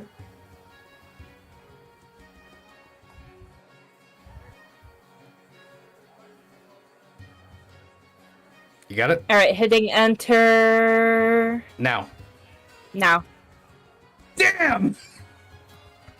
Oh! Whoa! Okay, so 11, 7, 4, 4. Okay, so, alright, so 7 beats 11. Okay, so... Wow. Okay, that's actually a bit of that's actually interesting. So, Is it a tie? hold on. Let's see here. I didn't do the math. 7 beats that. That matches that. Yeah, no, it's a tie. It's split. Whoa! Oh my god! It's a freaking tie. What the heck? I did What not. the heck do we do when it's a tie? You split the pot. Yeah, hold on. Let me go ahead and calculate this real quick. Hold on. Okay. Hold on. All right. You get 35 gold. So go ahead and okay. So you put all right. So you won 35 gold from that bout. And you, Huh. yeah. So you get so from an actual technical standpoint, you gained 15 gold from your to your total. Nice. Yeah, that positive. Either way, and the halfling just kind of looks at you and goes, "Yeah, you're lucky." Game. And while this is going on, we're gonna go ahead and quickly head back to Panera. Panera, as you're very ravenously like eating the pasta, you can see steamer just like chasing a pile of spaghetti that's just like somehow managed to fly out of the kitchen and is currently just like crawling across the restaurant floor. She just kind of slowly stops chewing, stares for a minute. And you just see steamer running after her, going, "Exhaust, help me out here! The pasta's out of control! I put too much butter! Help!"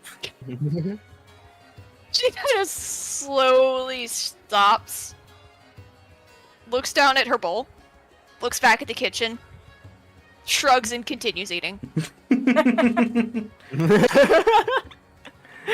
What is meat except for like dead animals? That's Yeah. technically the same thing. Yeah, well, thing is, he said he put too much butter. This thing is not This thing's not an animal crawling. This is literally just like pasta sliding across the floor because of butter. It's like animated or something. Yeah, no, If it was animated, I think you should be concerned about what they're putting in the butter. Yeah, it's oh man. It's a secret ingredient, clearly. Secret And- ingredient. and- Bacteria. Necromancy. And after a bit of eating, you're after eating the Alfredo, and I'm assuming you went for ravioli as well. Yeah. No, what's gonna be in the ravioli? The ravioli was actually quite normal. Oh. And the total for the meal was about 10 gold pieces. Okay. So let me get that subtracted from the inventory. Of course. And Okay. and once you do that, I'm assuming Panera is gonna bid the say goodbye to Seymour and Exhaust and head to the tavern. Yeah, just to kind of make sure it's not on fire or anything. Okay. Well, I don't know. It's the right thing to I was go. gonna say like, she's bidding them farewell and actually complimenting them on the food. Yeah. Upon So I imagine it was like. oh, No, it's not. I imagine it's like no, it's not it's probably not like the greatest pasta in the world, but it's still pretty good. oh yeah, Right? oh yeah, like definitely a solid like eight out of 10 on it in terms terms of just like pasta. And while this is happening, Especially for being made by people who can't eat. yeah, exactly. and while this is happening, Zin and Scout, you two can kind of hear like what's going on behind you with actually no, I never actually mentioned what the shark's name is. His name is Mako for context just for future reference. Miko? Mako. Miko. Like the shark. Yeah, Mako. yeah, Mako. Mako, not Miko. I'm not that lazy. Well, this is gonna get confusing really fast. Yeah, I should have thought about that. Oh well. Just pronounce it Mako. Yeah, there you go, Mako. Yeah, it's Mako now. Mako. Yeah, Mako. Makahita. God damn it! So you kind of hear Mako just go, "Come on, babe. We got plenty of good drinks." You just hear Miko, not Miko. Yeah. God, I'm a mess right Yeah, now. it's not gonna get confusing at all. Yay! I'm in the game. God. Okay. Anyways, you kind of hear Fia just kind of like panicking a bit. Oh my, wait, what? Yeah. So you kind of hear the chaos of like Mako and Fia behind you as he brings her up to the bar. Oh. Hey, Fia, good news. I could drink, apparently. I don't know how this is working. Fia just like with the most like nervous expression on her face, just like looks over and it just like nods with like that sort of like uncomfortable smile, and then Oh, yeah. like she's like absolutely panicked right now. Oh my god. It's like, I'm not supposed to be here. This isn't the type of place I am supposed to stay at. I should have just stayed in the library. Oh god, why did I have to find everyone? Oh, I'm loving this. This is great. Cedric's gonna milk that halfling dry. You're gonna go for it. Huh? Oh my god. Excuse me? Pause. But yeah, pause. Miko? Yeah, Miko. Yeah. He's so with that additional winnings, he's got about 65 gold on his person that he's using for gambling. The halfling? Yeah. I'm gonna take all of it. Oh my god. You want to go for another round? Yes. Okay. Yes. I'm guessing you like the one. And where you hopefully go- it ends in a fist fight. I'm hoping it ends in a fist fight. Oh boy. If you win, maybe. Okay. Yeah, that's true. That's true. Because you have Fia panicking, Scout's drinking, Scott and Zin are drinking, and you got Cedric gambling. and that's actually a good transition because I was about to say, like, after a bit of searching, you do find that you do find your companions at the tavern with Fia just kind of like just very nervously just sitting at the bar, and you can see Scout and Zin at the bar as well. But also you see, of course, and immediately you look to your right and you see Cedric just at a table with a very, like, just, like, not angry, but, like, a little irritated, like, halfling, just, like, shuffling a deck rapidly. What is your move, Panera? Okay, hold on. Hold on. I need another recap of the room again. So it's like, I missed a couple parts of it. okay, so basics of it. There are the tables, the bar, and then the gambling area to the right, which includes like different card tables and a roulette spinner. Mm-hmm. And then there's the very scary Aussie shark bartender. I mean, Pan's a dragon. I don't know if she's gonna be that intimidated by a shark. Yeah, of course. True. True. I mean, you already know Via's interest. She's just doesn't know what to do in a bar. And I'm sorry. I know.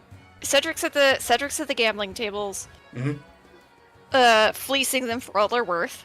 Oh yeah, he's currently at a table with a halfling trying to clean him of his gold. Yeah. Whereas Mika said sucking them dry. I said milking them dry.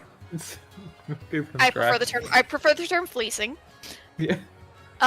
Sorry, I spaced out for a minute and then It's okay. It's okay. I just checked back into reality, so I need a minute to catch up. It's all right. It's all right. It's all right. So Zin and Scout are at the bar, and I assume Scout is looking more than a little tipsy. Yeah, he's starting to get there, and Fia's at the bar as well, just kind of like sitting there very nervously, as the shark is just like try to be friendly. Yeah. Okay. So, see, Pan is going to just kind of get the scope of everything real quick. She's looking around the room. She sees Cedric over at the gambling tables, and decides she's not going to touch any of that. oh, come on! We know the Bellatra player and you wants to get on that. Maybe I would, but Yeah, that's true. not Pan. Not Pan. That's true. Oh, god damn it, Miko! I just noticed the announcements you posted. God damn it! I don't know what you're talking about. Of course, Kona heard that. What? I just checked the journal. I said, yes, my favorite D&D character, Miko. God, I'm so freaking scatterbrained right now. Sorry about that. You're fine. Ugh. Okay. I feel like it fits the chaotic nature of this setting. Yeah, Yeah, it really does. Okay. So Panera's gonna go X-nay on the gambling.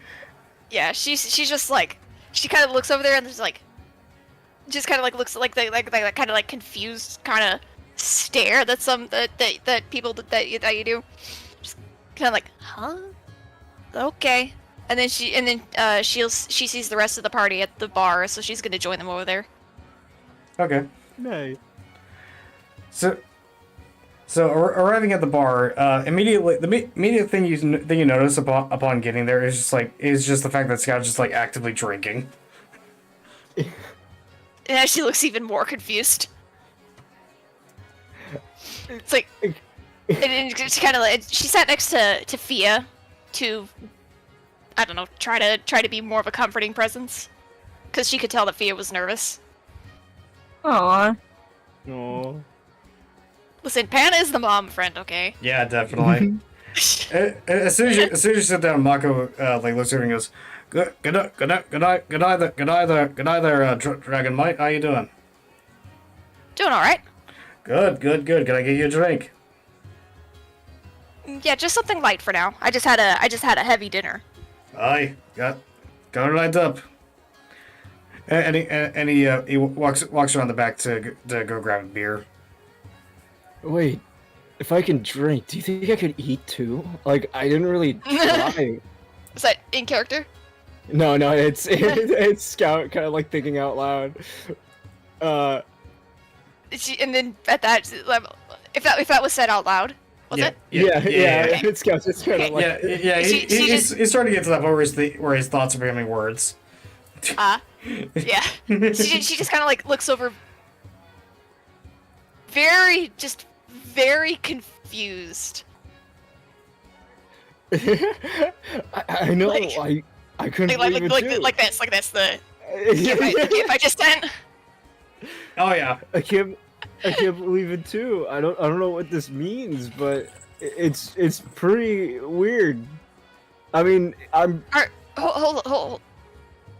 Are you drunk right now? is that what this is? It feels weird.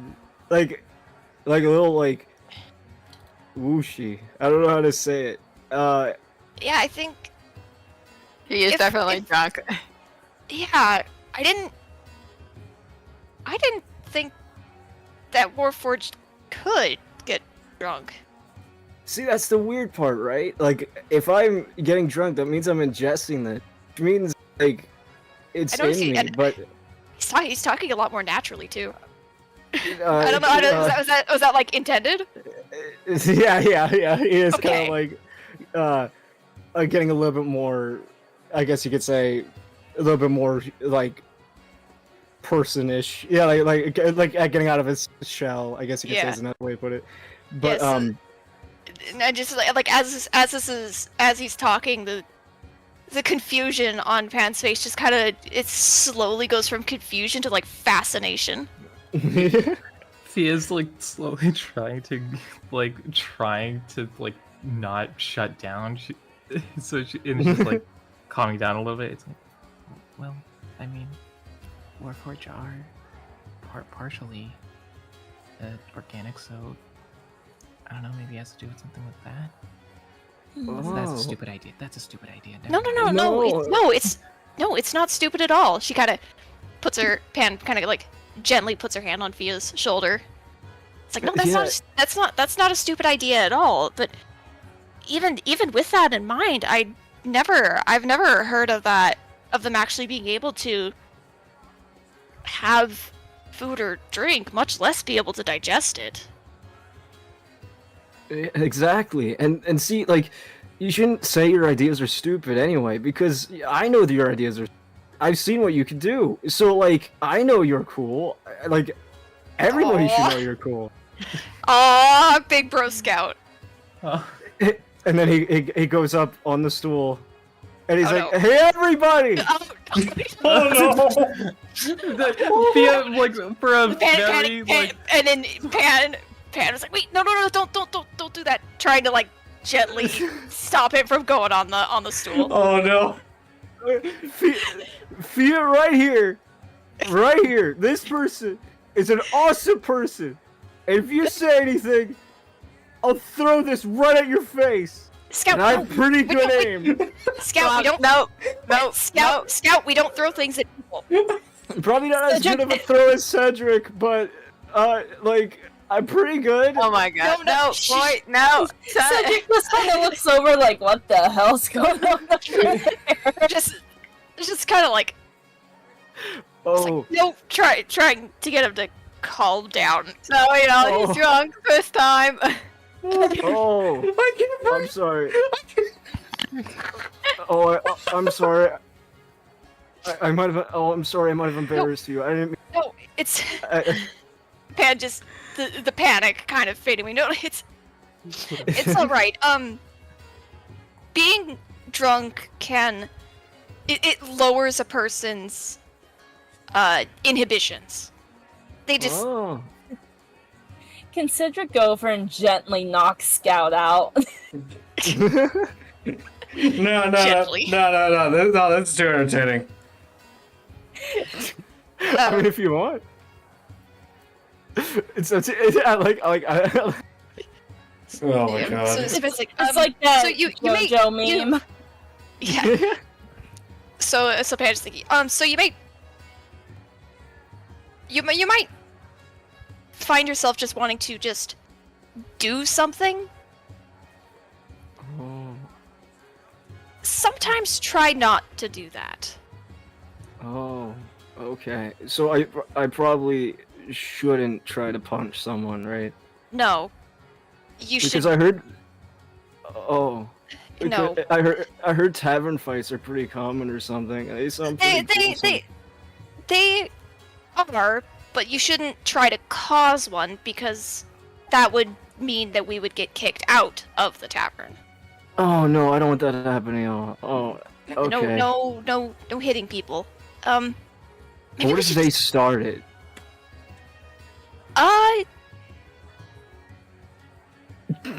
I don't think you should hit them back, but like at least try to. I don't know. Oh, Restrain, okay. restrain them so they can't hit other people. Oh, okay. Well, But well, I think in the meantime we should get you some water, maybe. oh, she's you're just- right. I can she's- drink water. Yeah. She's not really sure on how to handle this because, I mean, Pan can apparently hold her liquor very well, so she's not really used to handling drunk people very much. Didn't expect the session to go to Drug Scout, did you? No, I did not. I just had a fun idea. I was just like, you know what, this could happen. Yeah, like that. Like I didn't expect him to get drunk. I actually had a whole different plan, but this works.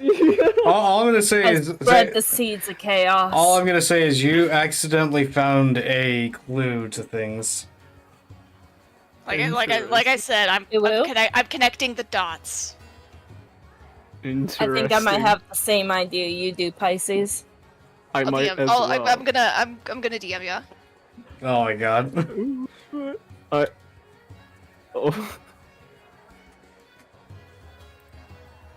I'm curious, but I'm not gonna ask what you guys are thinking because I don't want to accidentally reveal anything.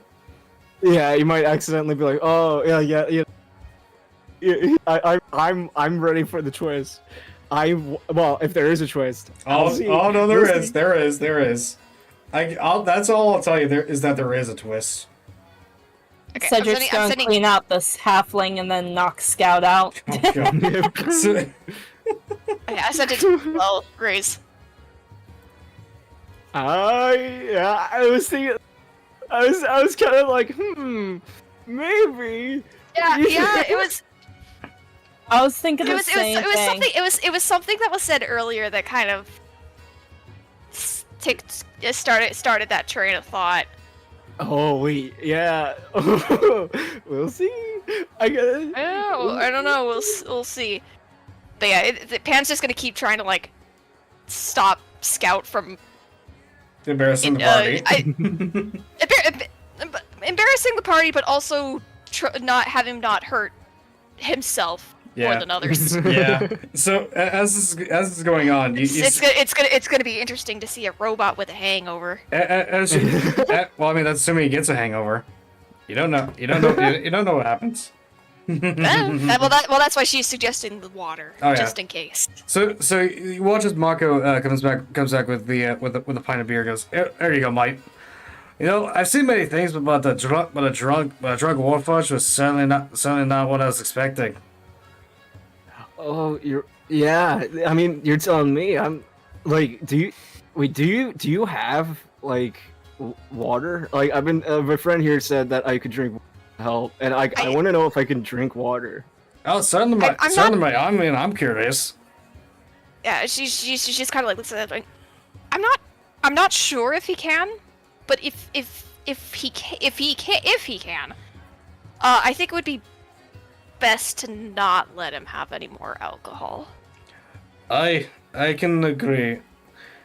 So Mate, if Fred's suggesting no more alcohol now, I'm kind of inclined to agree.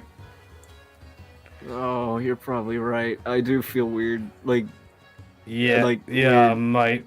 Let me bring you. Let me bring you some water and maybe. Maybe a bucket. Yeah, let me go get that, mate. And you watch Bucket? and you watch him like saunter off to go grab water bucket and like some soft food to try and like counteract the alcoholic effect if possible.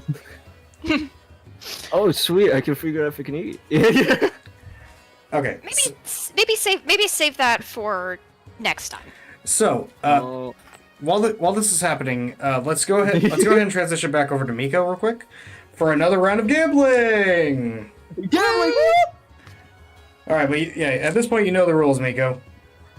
Five gold pieces buy-in. So currently the pot sits at 10. And time for the initial hand.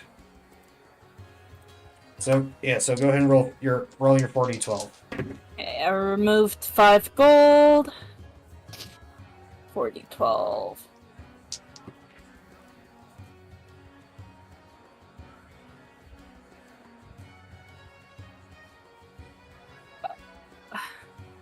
Okay. Okay.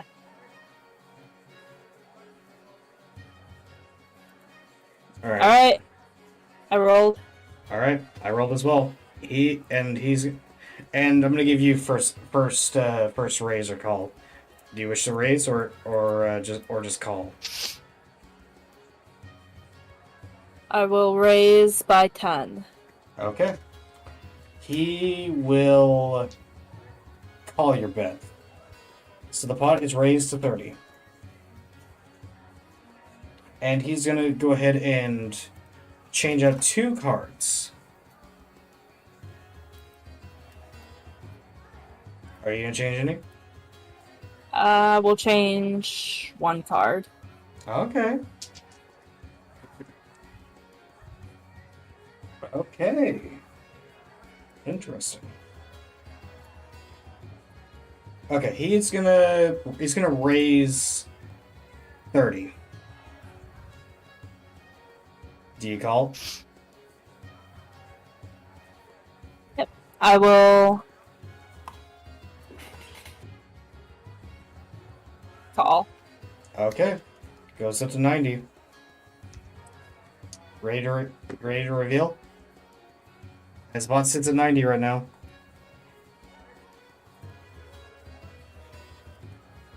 Yes. Okay. I got mine. Alright, I got mine ready.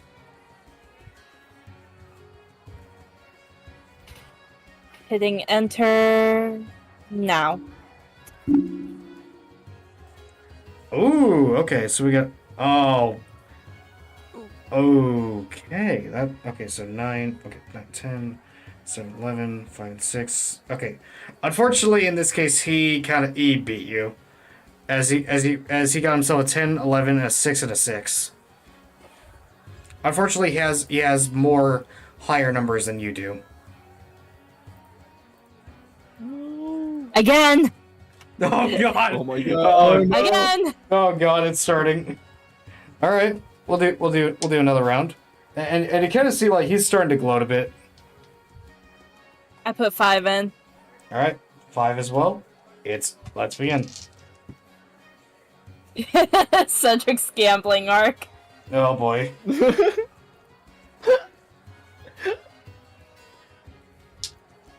Cling, cling, cling. Okay. All right. And since you had first bet, he's going to he will now have first bet, and he is going to go ahead and start by betting 20. He's going to go ahead and put 20 in to the pot. Are you going to call or are you going to raise? I will also put 20 in. Okay. That'll bring the pot up to 50. He is going to change out 2 cards.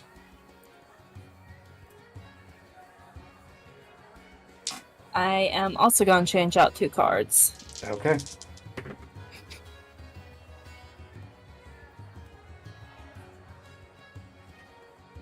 Okay. Your turn to bet. Do you do any bets, or are you just gonna check?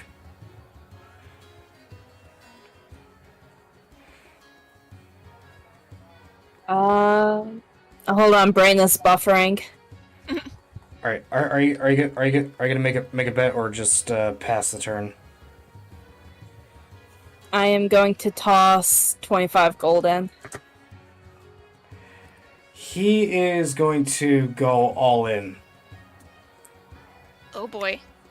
Which all in will bring, which all in that he has 100 gold, so that will bring so that'll bring up to 150. So you have to, if you have 100 or even less, it'll have to go in to call him. Oh, I just threw in gold before he went all in. I don't. Yeah. Hold on, I threw in what, like 25 gold? Yeah, you threw in 25 gold. So you put in 25 gold. He's putting in 100 in total.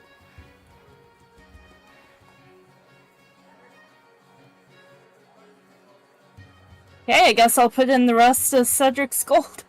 Oh, Cedric, no. how much? Oh. How much will that make that? He has 69 gold left, so All right, so Nice. 150. I'm putting in Nice. 69. Okay, 150. Okay, Nice. hold on. Nice. Okay, hold on. Let me. Oh god, this is. Oh god, this is a dangerous game you're playing here. This is scary. I know I'm doing this because I'm hoping it leads to a tavern fight. Oh my god, Scout. This brings up the 219 for the pot. Oh boy. Oh. All right, you ready? Oh no. What Hitting do you enter now. I'm. Oh, Did Mika win? you beat him by Oh. 3. So Beat the house. the halfling look like his jaw drops as he looks at your hand as you take all the gold. You now have 219 gold to your name, Wow. and you just kind of just like watch him go. Oh dear gods, my wife is gonna kill me. Oh no. Oh boy. Oh, Oh, Dark's Dark. Discord. Yeah, Dark's Discord Uh-oh. being weird. Oh. And he's just Oh, Cedric winning broke the universe. Yeah. what the heck? I was okay. So like in character, like he was hoping to scare Cedric out into folding. He wasn't expecting Cedric to go all in. Cedric does bluffing. not get scared. Yeah, called The only you called the bluff. the only thing, probably the only thing Cedric is Welcome scared back. of is an angry cloud. Oh no, he's Ooh. scared when his moms get mad too. Yeah. Okay. Yeah. So And his sisters, he's scared of his sisters. so you just watch this poor halfling just walk like very careful, like just very slowly walk away from the table with a look of mortification, and just like and immediately orders the strongest drink he could get, and and he watches he very quickly downs it, and he falls over, knocked the fuck out.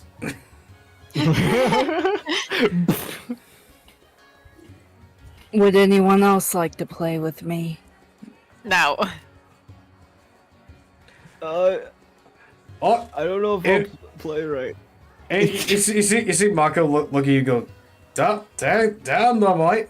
Never seen someone gamble that well. All right, all right, card shark. I'll play ya. And you watch as Mako leaves the bar and joins you at the table. Oh, shit just got real. Oh, And shit. Anne just kind of looks over with a grimace and like, I don't think this will end well. Let's Kick his ass, Cedric! let's And as she said that, she kind of it's like chokes down the rest of her drink. and you see Mako with a grin goes, let's make this interesting, shall we, mate? 15 gold piece buy-in. Very well. I like it. Not scared. Not scared. I like it. Alright. So the pot will start at 30 gold. Alright, let me do my roll. Boy.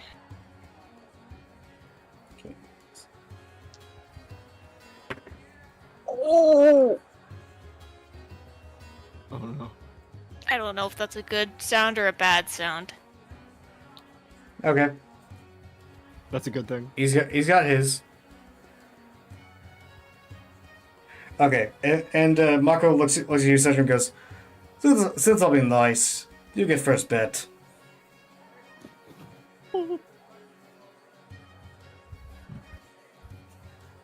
Hold on, can I change one of my cards out, please? You have to make a bet first. Oh yeah. He can either make a bet or he can check. What did he put in? 15? Yeah, it's 15. It's 15 buy-in. I'll do 30. You're betting 30? Yeah. Okay. He's gonna raise it to 40. Can I change my card or do I have to put in 40 now? You either have to put in 40 or fold. Okay, I'll put in 40. As soon as you do, he immediately gets a glint in his eye and goes, this is gonna be fun. Okay. So now can I roll? Now you can change out your cards. He's gonna change out 2. Which, by the way, the pot now sits at 110. Whew. So he's gonna go. Pan is just watching the whole thing with like a grimace, but also morbid curiosity. Because if there's one thing she does know and why she doesn't go near gambling tables, it's because she knows the house always wins. Exactly.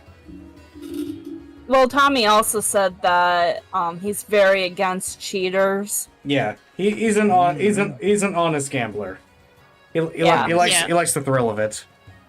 Yeah. That's why I'm not nervous about him cheating. I'm just. I think I missed that because it was when I Okay. that was probably when I kind of checked out for reality for a moment. Yeah. So it is now his turn to bet, and he is going to go ahead and bet 90. Jeez.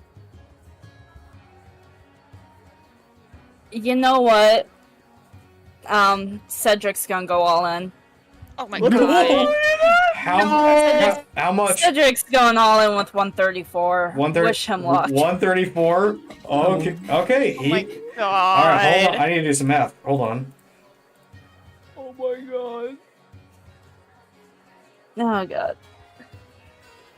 Oh my All right. That God. brings the pot up to 378. Jeez. I know you guys can't see me, but I'm like chewing on my fingernails.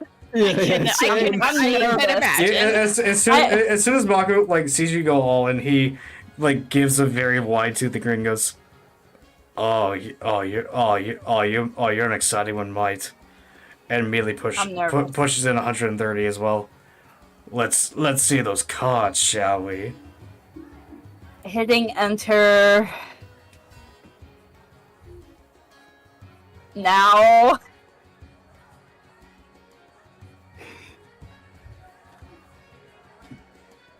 Oh wow. Yeah. Holy. You, sir, have some incredible fucking luck. Miko, I think So gambling for real. for context, y'all, Miko got 8, 11, 11. 11, 11, 311. 11. Yeah, 311. 311. 311s. Mako got 2 9s, a 10, and a 6. Oh my god. Wow. As I mean, soon, at this point, I think we should probably stop being surprised by Cedric's dumb luck, allowing him to pull off shenanigans. But still, that So is how much gold is that, Tommy? that's that's 378 gold in total for you. oh my god. 378 gold. Yep. Jesus. Even more impressive, he didn't cheat at all. As soon as like Mako realizes he got beat, he like stands up, offers and goes, good play though, mate. Oh my god. Cedric just kind of looks at him and he's like, would you like to play it but a little bit riskier? Oh my god. Hmm. Pretty. Pan just kind of looks away, head in her hands, is like, I think I need another drink. Pray tell.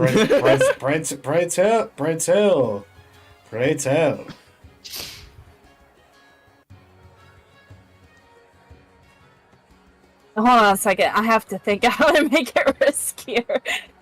I was gonna say it's like yeah, Mako. Miko didn't think. Yeah, I was saying Mako was about to offer you like free drinks for the whole night.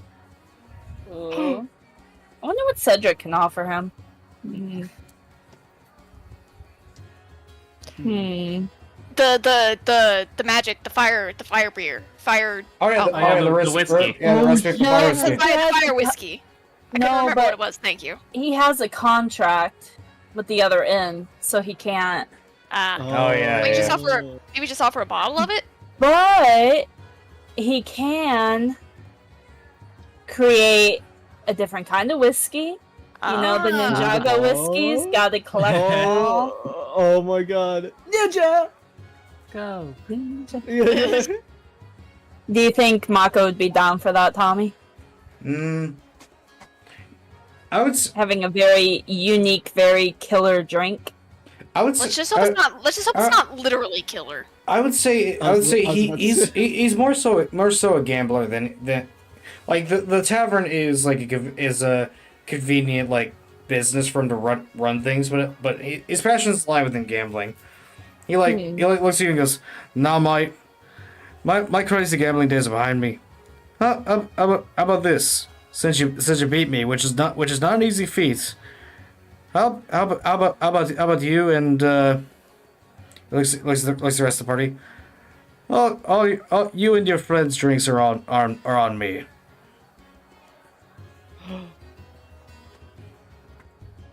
Oh. All right. Give me the strongest you have. I can do that. I can do that for you. And he leads you to the bar and hands you the largest shot glass you have ever seen. Like, it's not even a double; it's a quadruple. And pours you this like very ethereal looking liquor. Goes, there you go, mate. Got this shit from some stone giants. Some giants I met in my adventuring days. Some giants can't even handle this. Cedric's gonna look at everybody, including Mako, and he's gonna very just deadpan, like, rusting murder face. I challenge all of you to a drinking contest. Oh, can I join that? I think he has to stay out. He's already drunk. No. Zen already passed out. No. Pan just kind of puts her hand on Scout's shoulder. It's like, I wouldn't advise that, because while we found out that you can drink, I don't want to know if you can throw up. Oh, that is a good question. I'm kind of curious if that does happen. Please, not right now. Oh, That's an experiment for in private. Mate. I just got these floors cleaned. oh, you're right. But I'm done for drinking contest. What about you, Rainbow Vomit? And he looks at Panera. Oh yeah, because she's apparently got a high tolerance.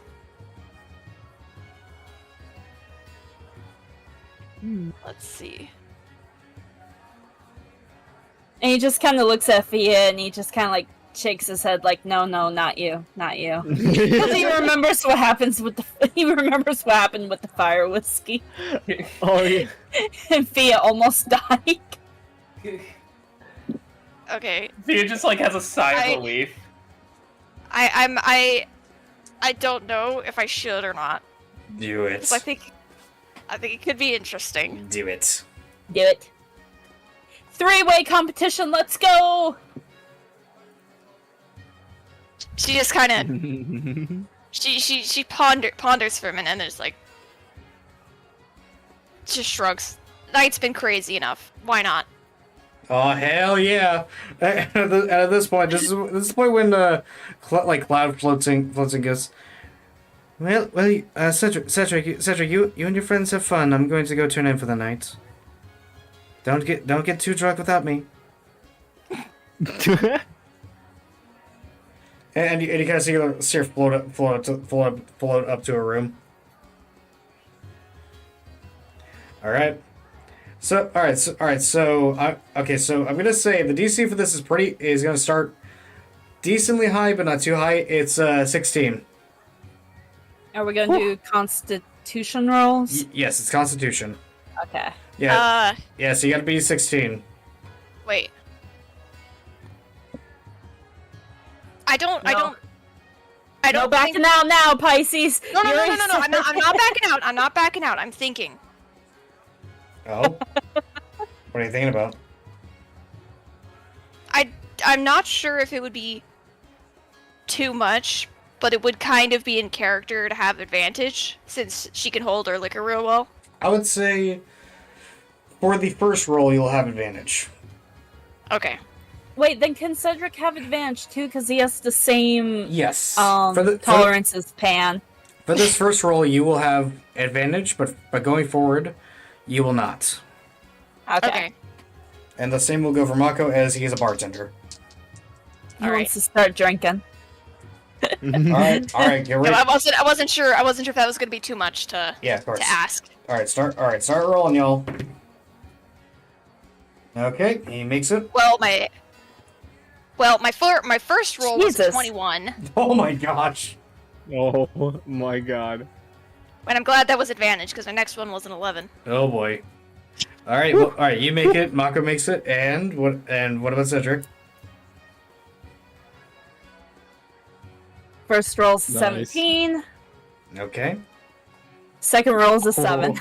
It's I made it. the 10 difference. Oh both of them. man. Okay.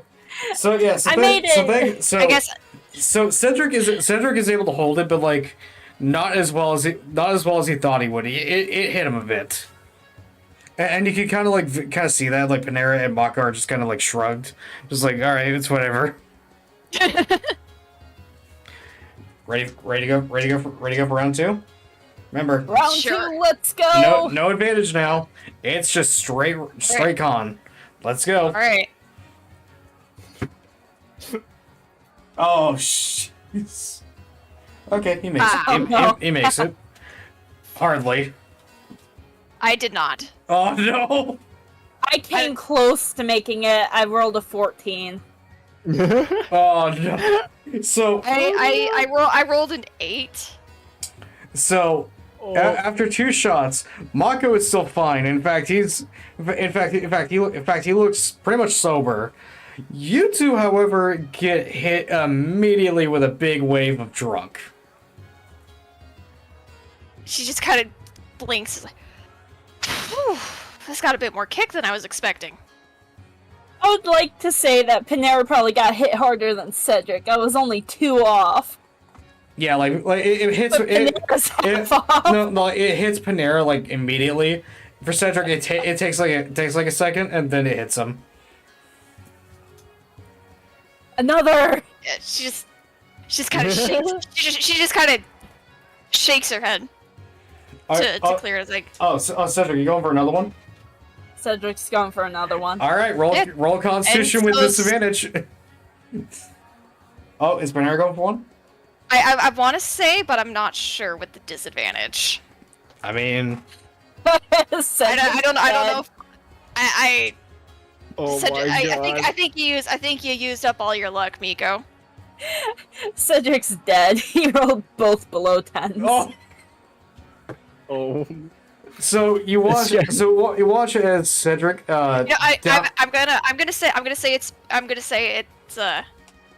I don't know, because she's got a full stomach from the pasta. That's why it's not sitting well. There we go. Yeah, exactly. So you watch it. Excuses. So you watch as Cedric takes another one, downs it, and immediately just you can immediately tell Cedric has never gotten this drunk before, and has now gone full beyond just even close to tipsy. He's just full on just gone at this point.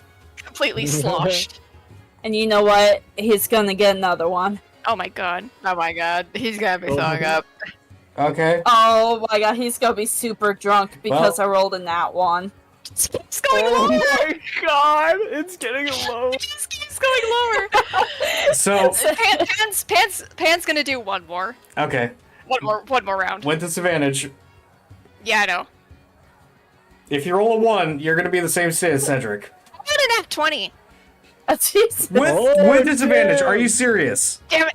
Okay, no, not with disadvantage. That was my first roll. The other one was a six. The other one was a 16. So Wow. Okay. Well, So you still made the DC. you still made the DC. You still made the DC, but that is actually impressive, though. So she manages to shake it off. So you manage to shake it off, and as you're watching, as you're downing another drink, you just watch as Cedric just right on the bar. It just passes out. Yeah, no, he's gone. He's just passed out. And you just kind of hear him murmuring about his garden. What was Mako's rolls for the third round? His last drink was a 17. Ah. And he looks at Cedric. Mako looks at Cedric and goes, "Aye, that's about right."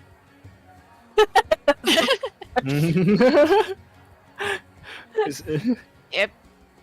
Pan managing to recover. It's like, whew, that's some strong stuff you got.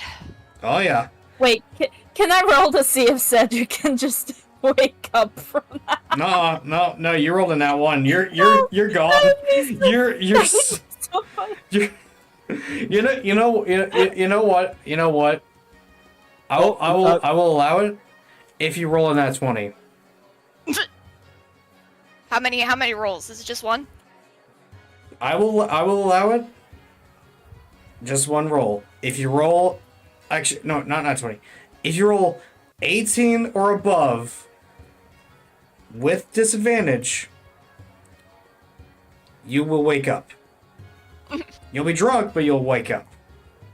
Oh man, Also- that would be the funniest crap ever if it works. What do I roll? Constitution with disadvantage. Also, Beanie said a couple minutes ago that they'll be back. Yeah, I'd seen that. Oh. I'd seen that. Nice. Okay. Come on, dice. Work with me. Oh This my would be the God. funniest crap ever if it works. Yeah. Imagine. While Cedric's fighting for his life over there, and she turns to Mako. She's like, "It's good stuff. It's good stuff. Oh yeah, mate. Oh, so close. Stronger than expected, but good stuff." Oh yeah, mate. I was Got it so from close. a stone giant shaman. Good shit. I only bring it up for special occasions. She just nods. Cedric just very stays cool. dead. Yeah, Cedric is just face planted onto the bar. Yeah. How about since he got a 17 and the DC was 18, he just twitches.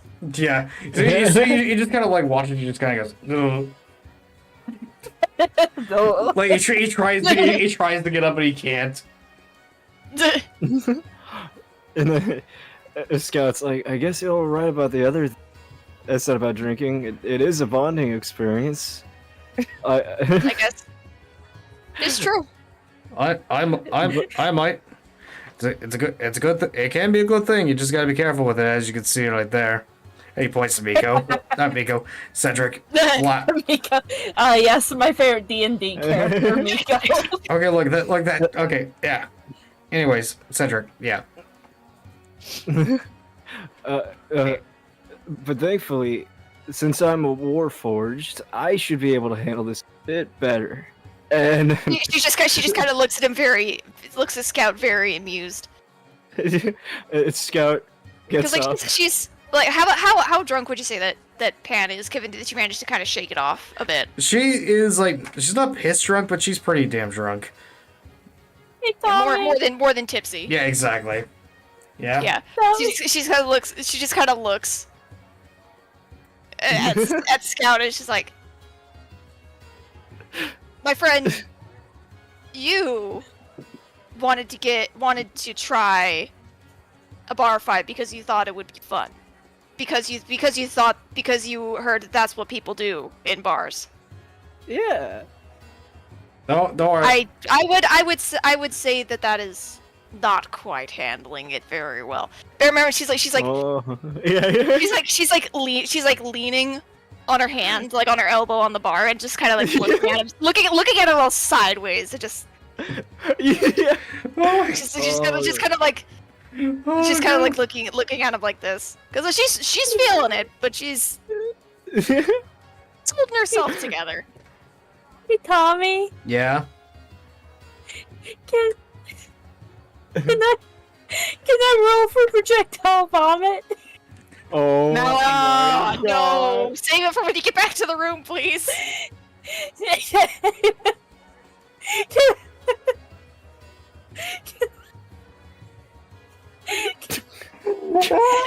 You killed Tommy. Oh God, no! I never thought I'd hear that as a GM, but here we are. Can I roll for projectile vomit? Sorry, what happened? Oh God, Miko broke me. Meaning help. Call. CJ, Okay, in what universe do you think I'm gonna help? Call somebody. Can I roll for projectile vomit, Tommy? And see if I hit Mako. oh my Oh, god. No. No. You know what? Just my to be God. really funny here. Let's see here. Okay. Roll me a d. Okay, so 1, 2, 3, 4, 5, 6. Okay. Roll me a d6. Oh my god. Is it with I advantage? rolled a 1. Okay. Oh no. So Is that a good thing or a bad thing? it's a bad thing for you. Oh no. Oh no. Oh no. Oh. Roll me. Oh no. Roll me. It was a D6 because there's 6 targets, aren't there? Yep. Yeah. Oh my god. Panera, I need you to roll me a I need you to roll me a dexterity saving throw with disadvantage. No. Hold up. Oh. I think important to note is where am I sitting relative to Cedric? You're sitting to the left of Cedric. Okay. Roll me a dex save with disadvantage. Okay. Oh I'm my so sorry. A 15 and a 14. Okay. So 14. So thankfully you dodge it, but like, you watch as like Cedric like suddenly like lurches up, and like you can convulses violently for a moment before his cheeks blow up like a balloon, and then just like, and you just see a freaking rocket of like projectile vomit just propelling towards you. Everybody else that's like in the path, like Fia and Scott immediately just dodge out of the way, and thankfully at the last moment you tuck your head back, avoiding it as it splatters on a wall. Just Matrix dodge it. Matrix dodge. And you see as soon as that happens, you see Cloud just like floating back down again, floating back down, and like looks at the projectile vomit and goes, Oh no! and goes, oh, this happened again. Okay, I'm gonna take him to the room. And you watch she That like would be she smart. she waves her like waves her tentacles and like lifts Cedric up off the table and goes, sorry about that. Oh, I don't worry about it. I only cleared that wall last week. And when I was saying like Pan, like yeah, she did like a Matrix dodge, but she also fell off her stool. Mm-hmm. Oh yeah. No, She just Oh yeah. No, you're flat on. Yeah. No, you're on your back right now. she just kind of just thumbs up. Yeah. It's all good. Yeah. Just full on turtle on your back. Just like I'm good. Yeah, pretty much, yeah. I think we're done Oh for my drinks for gosh. now. Yeah. Yeah. So She from the floor. It's just I quite agree. Yeah, I don't I'd think like I some want to figure out. I'd like some water, please. I'll get you some water. Yeah, I don't think I want to figure out if I can do that actually anymore. It's good choice. Cedric traumatized them all sober. Oh God. Theo's already sober at least. Yeah, at least Fia's still sober. Yeah. Just watching in horror Fia- as like all this is happening. Thea probably would have died if she drank. Oh, oh, probably. Oh, you would have seen blood in her vomit. Oh yeah, no, that would have been bad. Oh, She's that would way have too baby. that would have been She's so way too bad. baby. So yeah, From where she's laying on the floor, because that obviously like caused a headache. Pan had like her arm over her eyes. She just Oh, lifts up her arm, looks at Fia's like, in my defense, this normally doesn't happen, and then puts her arm back down. Yeah. Cool. and you see Mako bringing Scout and Panera some water. Nice. She Cheers. manages to pull herself up, at least to be able to drink the water. Yeah. Doesn't quite get off the floor though, because her head's still spinning from falling. Oh, of course. Okay. Question is, does Scout try drinking the water? Yeah, he's ready to be like, Okay. he's ready to figure out. Go ahead and roll me a Constitution check. Ooh. Oh boy.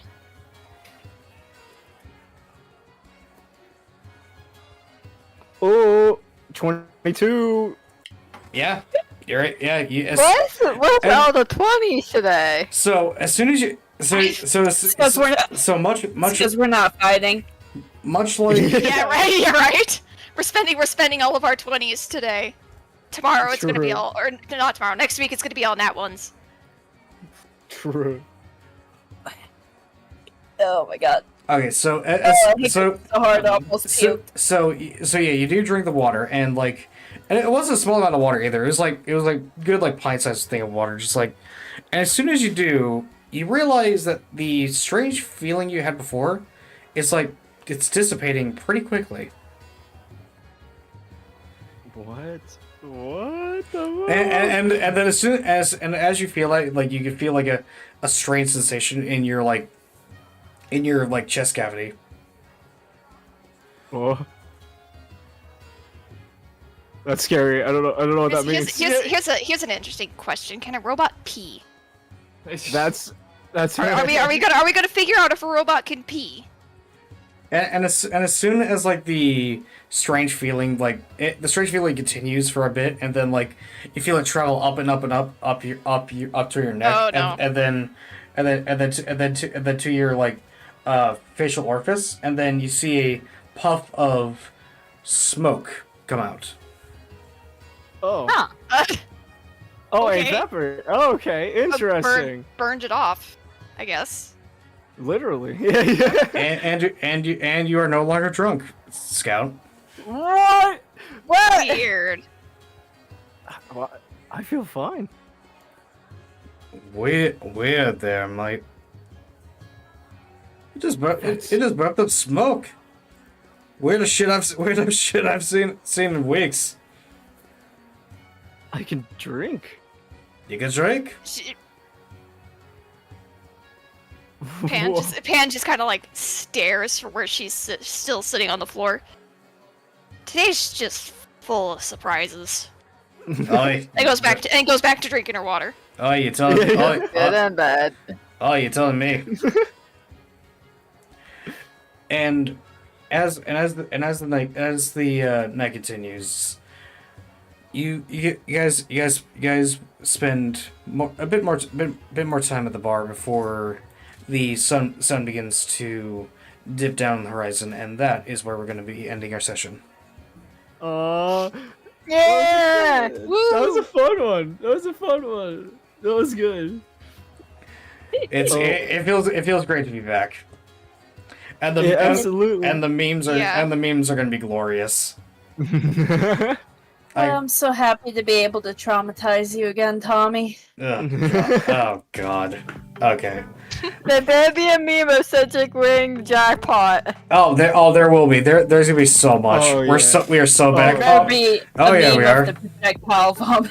Oh, trust me. my There will be memes aplenty. I can assure you that, folks. I was dying trying to ask that. I almost could not get the words out. Yeah. Okay, I'm gonna go ahead and bounce from the VC and raid out. I'll be back in a second. Bye. Okay.